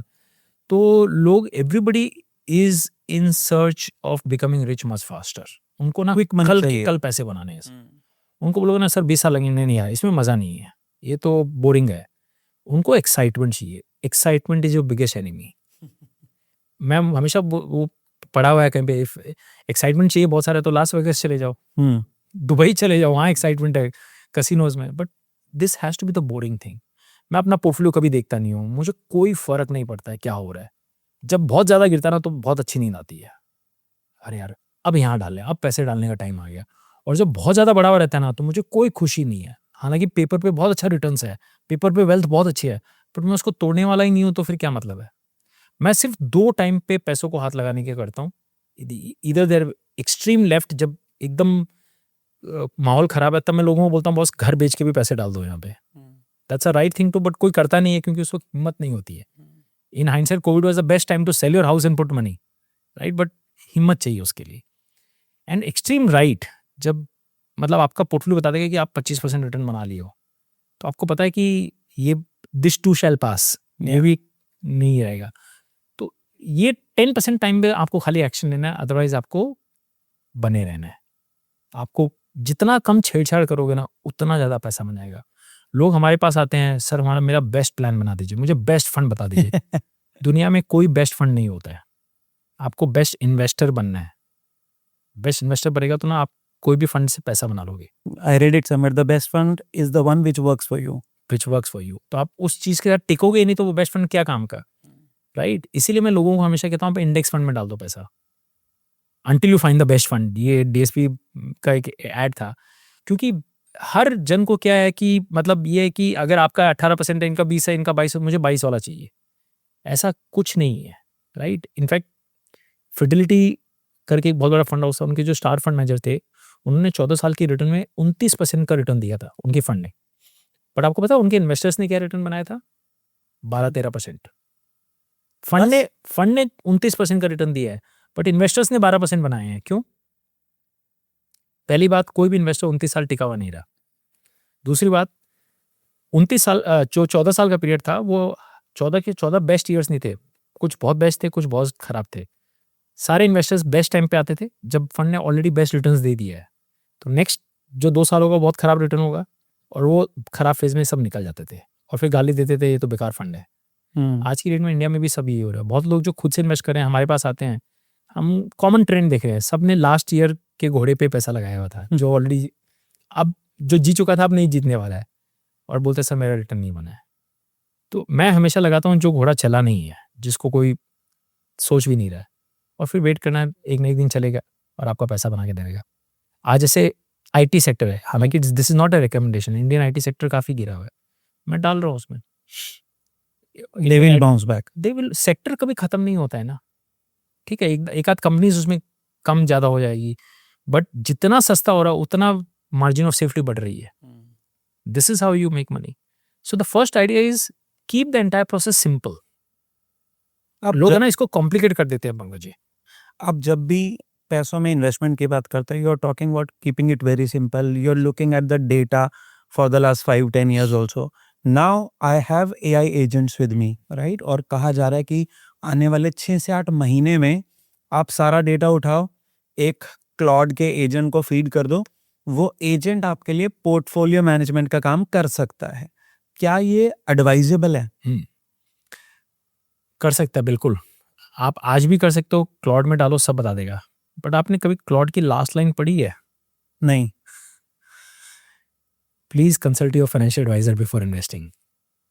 क्लॉड भी यही बात कहता है ना, कि this is not a generic advice, मतलब मेरी एडवाइस भी रॉन्ग हो सकती है। Please consult a good financial advisor और trusted financial before investing. Because क्या होता है, देखिए मैंने क्या बताया, ये इन्वेस्टिंग इंटेलिजेंट का गेम नहीं है। Intelligence is 1%। ये जो सारा गेम है स्टमक का गेम है। तो जो स्टमक के अंदर गुदगुदी होती है ना, तो वो उसको क्लॉड हेल्प नहीं कर पाएगा। उस वक्त आपको एक इंसान चाहिए जिसके पास भाई मेरे इतने पैसे डूब गए, मैं क्या करूं, आप ऑनेस्ट कॉन्वर्जेशन कर सकते हो। और जो एडवाइजर जिसने ऐसी साइकिल्स देखी हैं, 5-10 साइकिल देखी है, वो आपको सही बताएगा कुछ नहीं है, चिंता करने की जरूरत नहीं है, दिस टू शैल पास। तो बना रहे, हो सकता तो और डाल। वो जो एडवाइस उस वक्त मिलती है ना, दैट इज $1 million एडवाइस। तो आपके पास अपनी नॉलेज और एडवाइस और एक्सपीरियंस सारा कुछ है, तो आप अपने बिजनेस में AI यूज करते हो आजकल या नहीं? यस, 100%। कैसे यूज करते हो? देखिए AI मैं उस काम में यूज करता हूँ जहाँ मेरा काम आसान हो सके। एक जो भी अच्छा डॉक्टर होता है वो जब सर्जरी करता है तो वो 4 घंटे की सर्जरी तो 4 घंटे नहीं रहता है, वो 10 मिनट के लिए आता है जहाँ पे क्रिटिकल कंपोनेंट होता है। बाकी उसके सारे जूनियर डॉक्टर्स होते हैं, टीम रहती है वो करती है। तो अब धीरे धीरे एआई वो जूनियर डॉक्टर्स को रिप्लेस कर रही है, वो टीम को रिप्लेस कर रही है, मेरा काम आसान कर रहा है। मेरी टीम ने डेटा डाल दिया, एआई ने पूरा मुझे प्लान बना दिया। अब उस प्लान में मुझे इन्वेस्टर के साथ क्या बात करनी है, that comes from my experience, that comes from my learning, my capabilities. तो वहाँ मैं एआई तो जो चीज़ पहले मुझे 4 घंटा लगती थी, अब मैं 40 मिनट में खत्म कर पा रहा हूँ। तो the person who uses AI will not replace us, the person who uses AI will replace the person who doesn't use AI. True. तो इस चीज़ में मैं बिल्कुल मानता हूँ।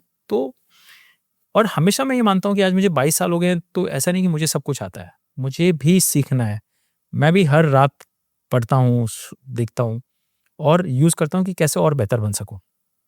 The race to quality has never finishing line. आप हमेशा अपने आप को इम्प्रूव कर सकते हो, लर्न कर सकते हो। तो मुझे कभी ये एरोगेंस नहीं आना चाहिए मुझे अब सब आता है, मेरा एक्सपीरियंस है। तो अगर ये मैं करते रहा तो then my competition is only myself. I don't have to worry about AI and anything else, because I'm now making AI as my servant and not as something to fear. It is my friend now. AI is your friend. AI is my friend now. So AI is very required, but see, you and me both agree money is a very emotional topic, subject. तो जहाँ emotion रहेगा ना वहाँ पे आपको human element आएगा ही आएगा। Very rightly said. Money means emotion और ह्यूमन टच, इसीलिए आपको क्लॉड ह्यूमन टच नहीं दे सकता। एग्जैक्टली, क्लॉड नहीं दे सकता है। प्लस देखिए, एक अच्छे वेल्थ एडवाइजर का खाली काम नहीं है पैसा बनाना। एक अच्छे वेल्थ एडवाइजर का काम है कि आपके लाइफ टाइम में वो पैसा आपको एंजॉय भी कराना, राइट।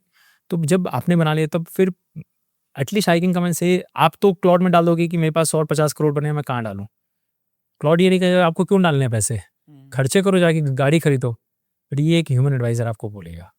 अब आप ह्यूमन एडवाइजर के पास, अच्छे ह्यूमन एडवाइजर के पास जाओगे, कहेंगे मैंने 100 करोड़ बना लिया और 50 करोड़ मुझे डालने हैं। एक सेकंड पंकज भाई, क्यों कर रहे हो? है ना ऑलरेडी आपके पास। इसको जो भी करना है, फिलैंथ्रोपी करनी है, चैरिटी करनी है, जो भी करना है करो, आपके पास बहुत है। तो एटलीस्ट आपकी ट्यूबलाइट खुलेगी, यार बात तो सही कह रहा है, maybe I should enjoy now.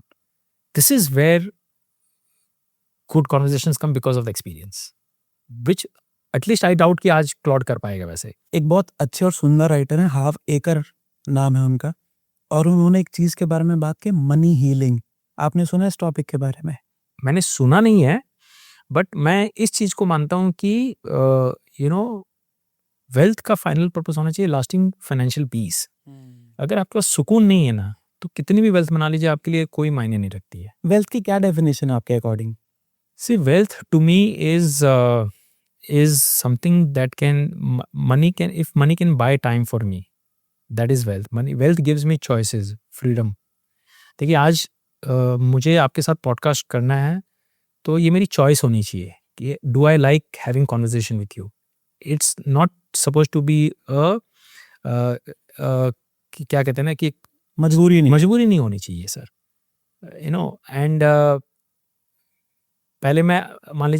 पहले मैं बिजनेस चलाता था, तो मुझे डेली 5 क्लाइंट 7 क्लाइंट संडे को मिलना है। बट अभी आई कैन डिसाइड, नहीं आज एक ही मिलना है या नहीं मिलना है, या अभी 15 दिन, अभी जैसे मैं 15 दिन के लिए एवरेस्ट बेस कैंप जा रहा हूँ। क्या बात, माउंट एवरेस्ट।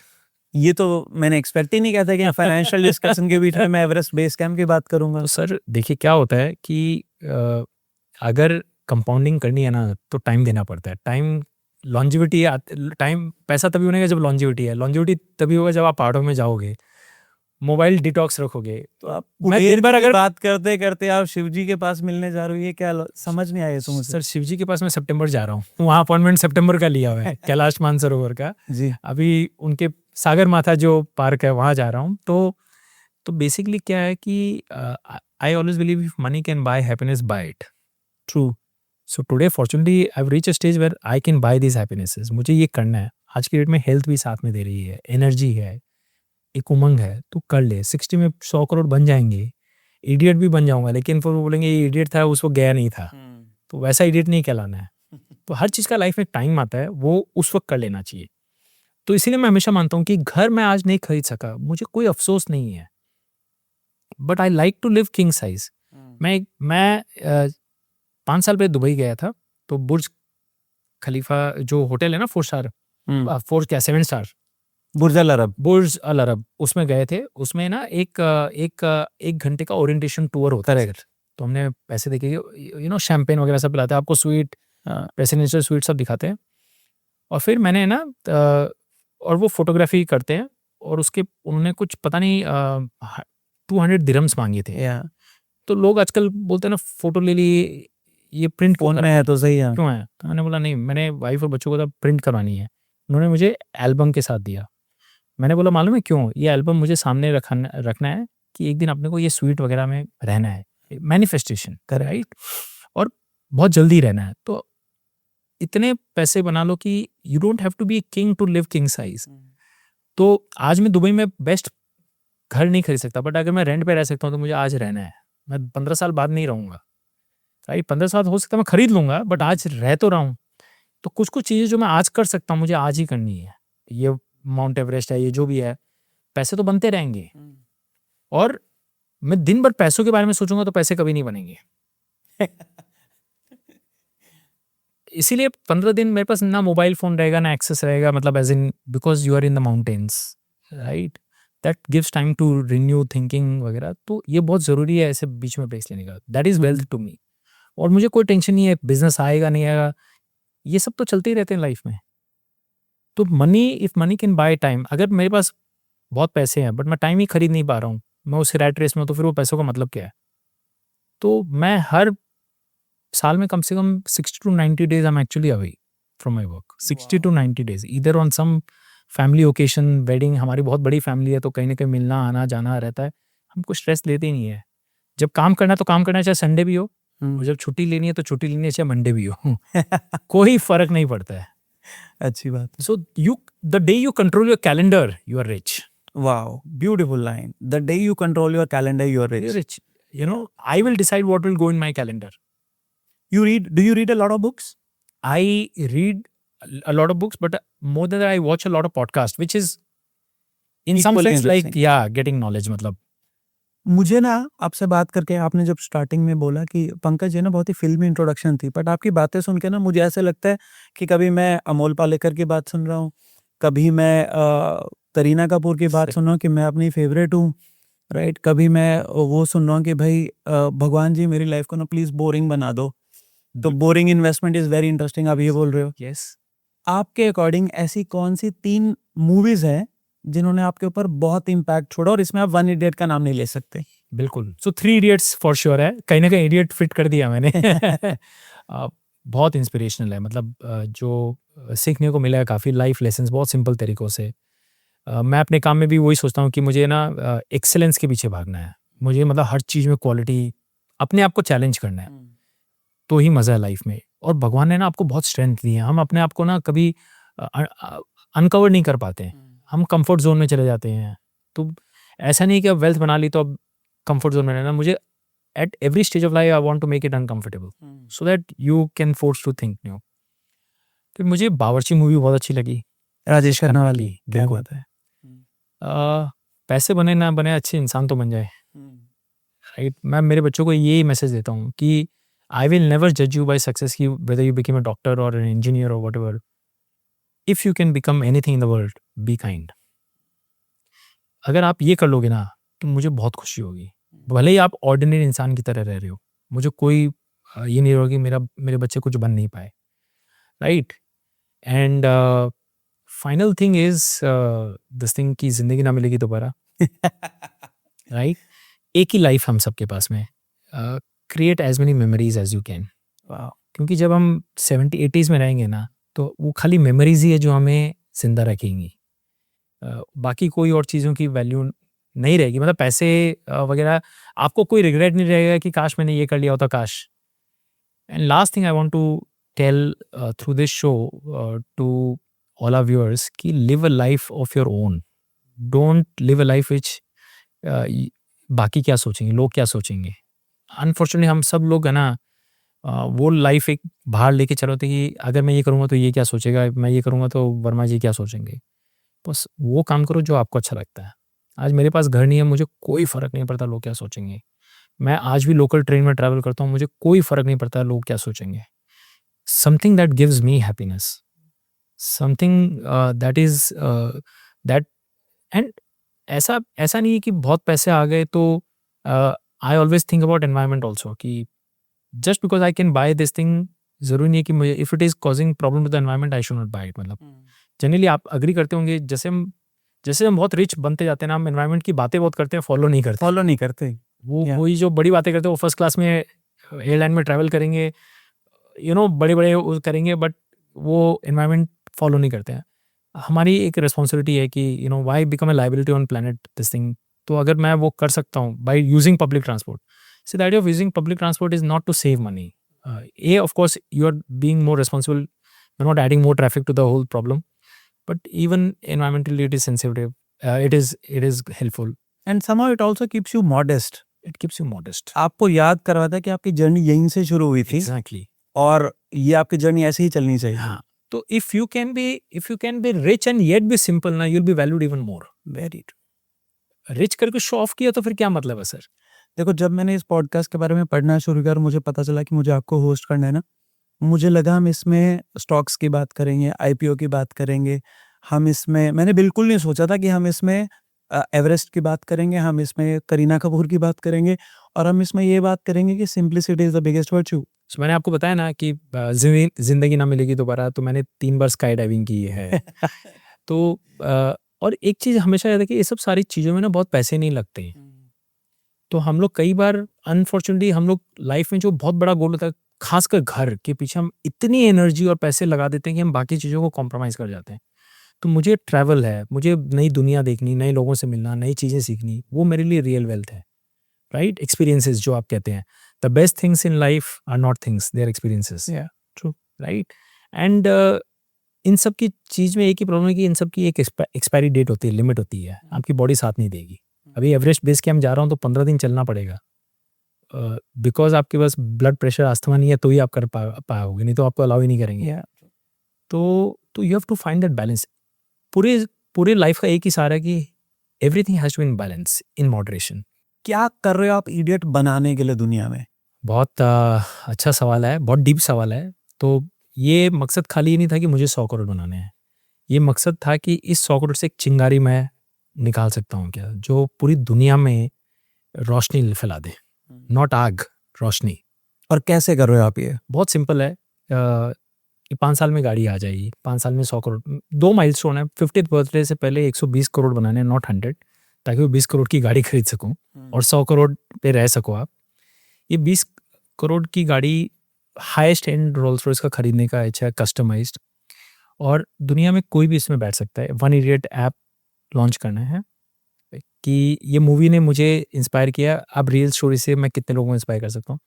तो उसमें पंकज जी, आपके कोई भी व्यूअर्स जो मुझे जानते भी नहीं है, जब भी गाड़ी आएगी 20 मिनट्स का राइड का स्लॉट फ्री में बुक कर सकते हैं. वाओ. एक 20 मिनट्स का रोल्स रॉयस का मुंबई में ride, not drive, ride. Ride book कर सकते हैं. The car will carry them around Marine Drive, and to just show that अगर एक नॉर्मल इंसान मिडिल क्लास से आके कर सकता है तो आप भी कर सकते हो, खाली वो बिलीफ लाने के लिए. एंड मुझे क्यों लगता है कि ये, और इसलिए ये जो कार है ये मैं इंडस्ट्री, ये सिटी को डेडिकेट करना चाहता हूँ. ये मेरे खुद के लिए नहीं है. ये ऐसा नहीं कि हमने कराया और अब हमें एंजॉय करना है. एक ही मकसद है कि इस रोल्स रॉयस में बैठ के अगर आप इंस्पायर नहीं हो सकते ना, तो ऐसे हजारों पॉडकास्ट सुन लो, कुछ नहीं हो सकता आपका. आप भगवान को मानते हैं सर, और ये लोग मानते हैं जी. आपको पता है भगवान में हम क्यों मानते हैं, लोग क्यों मानते हैं भगवान को? विश्वास क्यों है? विश्वास कि अगर, क्योंकि भगवान हर जगह पर हैं. It's a faith, right? मुझे लगता है कि हम क्यों मानते हैं भगवान को, क्योंकि हमें लगता है भगवान चमत्कार करता है. राइट? आपने कृष्ण भगवान की स्टोरी देखी होगी जी. तो कृष्ण भगवान जब बचपन में खेल रहे थे तो दोस्तों के साथ खेल ही रहे थे. दोस्तों को पता नहीं था ये भगवान है. जब वो नदी में जाते हैं और वो नाक के ऊपर में बैठ के आते हैं, तब बाद में पता चला कि ये भगवान है. या जब वो पहाड़ को एक उंगली पे उठाए, तब गांव वालों को पता चला ये तो भगवान है, ये बच्चा नहीं है. उस दिन से वो श्रद्धा बढ़ गई थी. नहीं तो उसको तो दोस्त माखन चोरी बोल रहे थे. तो हम कितनी भी बातें कर लेना, ये लोगों को तब तक इंस्पायर नहीं होगी जब तक आपने प्रूफ नहीं करके दिखा दिया, चमत्कार नहीं किया. और चमत्कार in the right way, not ऐसा मैजिक ढोंगी वाला कुछ नहीं। वो ढोंगी वाला नहीं। तो मेरी इच्छा है कि एक चमत्कार एक अगर आम आदमी कर सकता है और वो रोल्स रॉयस गाड़ी खरीद सकता है तो आप भी कर सकते हो। ठीक है, आपको भी 15 साल 20 साल देने पड़ेंगे, टाइम लगेगा, but you can also do it. So हमारा जो वन इडियट जो मिशन है उसके नीचे मैंने एक टैगलाइन बनाया, creating idiots one at a time. तो मुझे Very ये स्टोरी हर इंसान तक लेके जानी है, एंड खासकर over period of time bottom of the pyramid पे। क्योंकि आज की डेट में क्या हो रहा है ना, जो आप बोलते हैं what is one thing you want to do in life. We are very blessed, आज हम इस एसी कैबिन में बैठे हैं, आप दुबई से ट्रैवल करके आए हो, हम लोग इतना अच्छा पॉडकास्ट कर रहे हैं, we are so privilege and blessed, but there 99% below us who are not as privilege, and there is huge gap between rich and poor in the society. My whole idea is to try and bridge this gap as much possible. कि हमको भगवान ने इतना lucky बनाया, मैंने आपको starting में बताया भगवान ने बहुत पक्षपात की, पार्शियलिटी की है, तो at least as be if we can be good human being and can help other human being elevate, उससे बढ़िया काम किया लाइफ में। एक बहुत अच्छे राइटर ने कहीं लिखा था कि the biggest service to the mankind you can do is to create dreams. Correct. And if there is a 15-year-old who comes to your office, uses this one idiot app, Okay. books a slot, and by the time he turns 30 has invested in SIPs or mutual funds for 15 years and can dream of buying or owning a Rolls Royce, correct, वो your goal is मैंने वो चिंगारी डाल दी उसमें, फिर he'll figure it out कैसे करना है, क्या करना है। तो मुझे ये youth of the country through this movie को इंस्पायर करना है कि कैसे आप अपनी वन इडियट जर्नी खुद कैसे बना सकते हो। और one बस idiot. लास्ट में यही सुनना चाहता हूँ कि नहीं, ये मूवी में नहीं होता है, रियल लाइफ में भी होता है ऐसा। This is my aim. Amazing indeed. And I wish you all the best for such a noble cause that you are gunning for right now. No thank you, we need more brand ambassadors like you जो ये story को inspire amplify कर सकते हैं, सही लोगों तक पहुंचा सकते हैं। So thank you for doing this show with me. तो अगर किसी ने आपकी और मेरी ये पूरी कॉन्वर्सेशन ना सुनी हो और उसको लास्ट का 1 मिनट सुनना हो, तो आप उसको क्या 2 चीजें कहना चाहोगे? देखिए, वेल्थ बनाना बहुत सिंपल है, पहला माइंडसेट होना चाहिए आपका। ये जो टेक्निकल टर्म्स है ना, मैं कहाँ डालूँ कैसे डालूँ ना, ये अपना आ जाते हैं। Belief comes much before then capability, जो मैंने बताया ना। तो पहले बिलीफ में होना चाहिए कि मैं इडियट बन सकता हूँ क्या, एंड एट एनी एज। ऐसा मत सोचो कि आप 55 के हो आप मैं नहीं बन सकता, इट इज़ पॉसिबल। और जिस दिन वो आप में बिलीफ आ गई, कैपेबिलिटी 15 मिनट का काम है सर, कहाँ से बनना है कैसे करना है। तो ये टेक्निकल चीज़ नहीं करके आप बिग पिक्चर, अगर आप 99% मैंने लाइफ में लोगों में, हम जो क्लाइंट से बात करते हैं ना, उनकी बिग पिक्चर ही क्लियर नहीं है। एसेट्स इतने सारे इकट्ठा कर लेता, पता ही नहीं समझना कैसे है, राइट। मतलब सर वेल्थ बाद में छोड़ो, पहले हम इसको समेटते हैं अभी, तब आपको पता तो चलेगा कि क्या है आपके पास, फिर हमें पता चलेगा कि क्या करना है। तो बोलते हैं हाँ यार, तुमने कभी सोचा ही नहीं था। तो bring simplicity, bring mental clarity is the biggest wealth that you can have in life. Mental clarity is the biggest wealth. And with this, I have made a note of 3 things from this episode. 1, love being an idiot. Be an idiot by choice. And what is an idiot? An idiot is an Indian desi investor With overwhelming tolerance. Watch movies. जाओ, जिंदगी ना मिलेगी दोबारा की तरह Spain, memories बनाओ, खुश रहो, लेकिन at the end of the day, keep your savings as one of your goals. And what is wealth?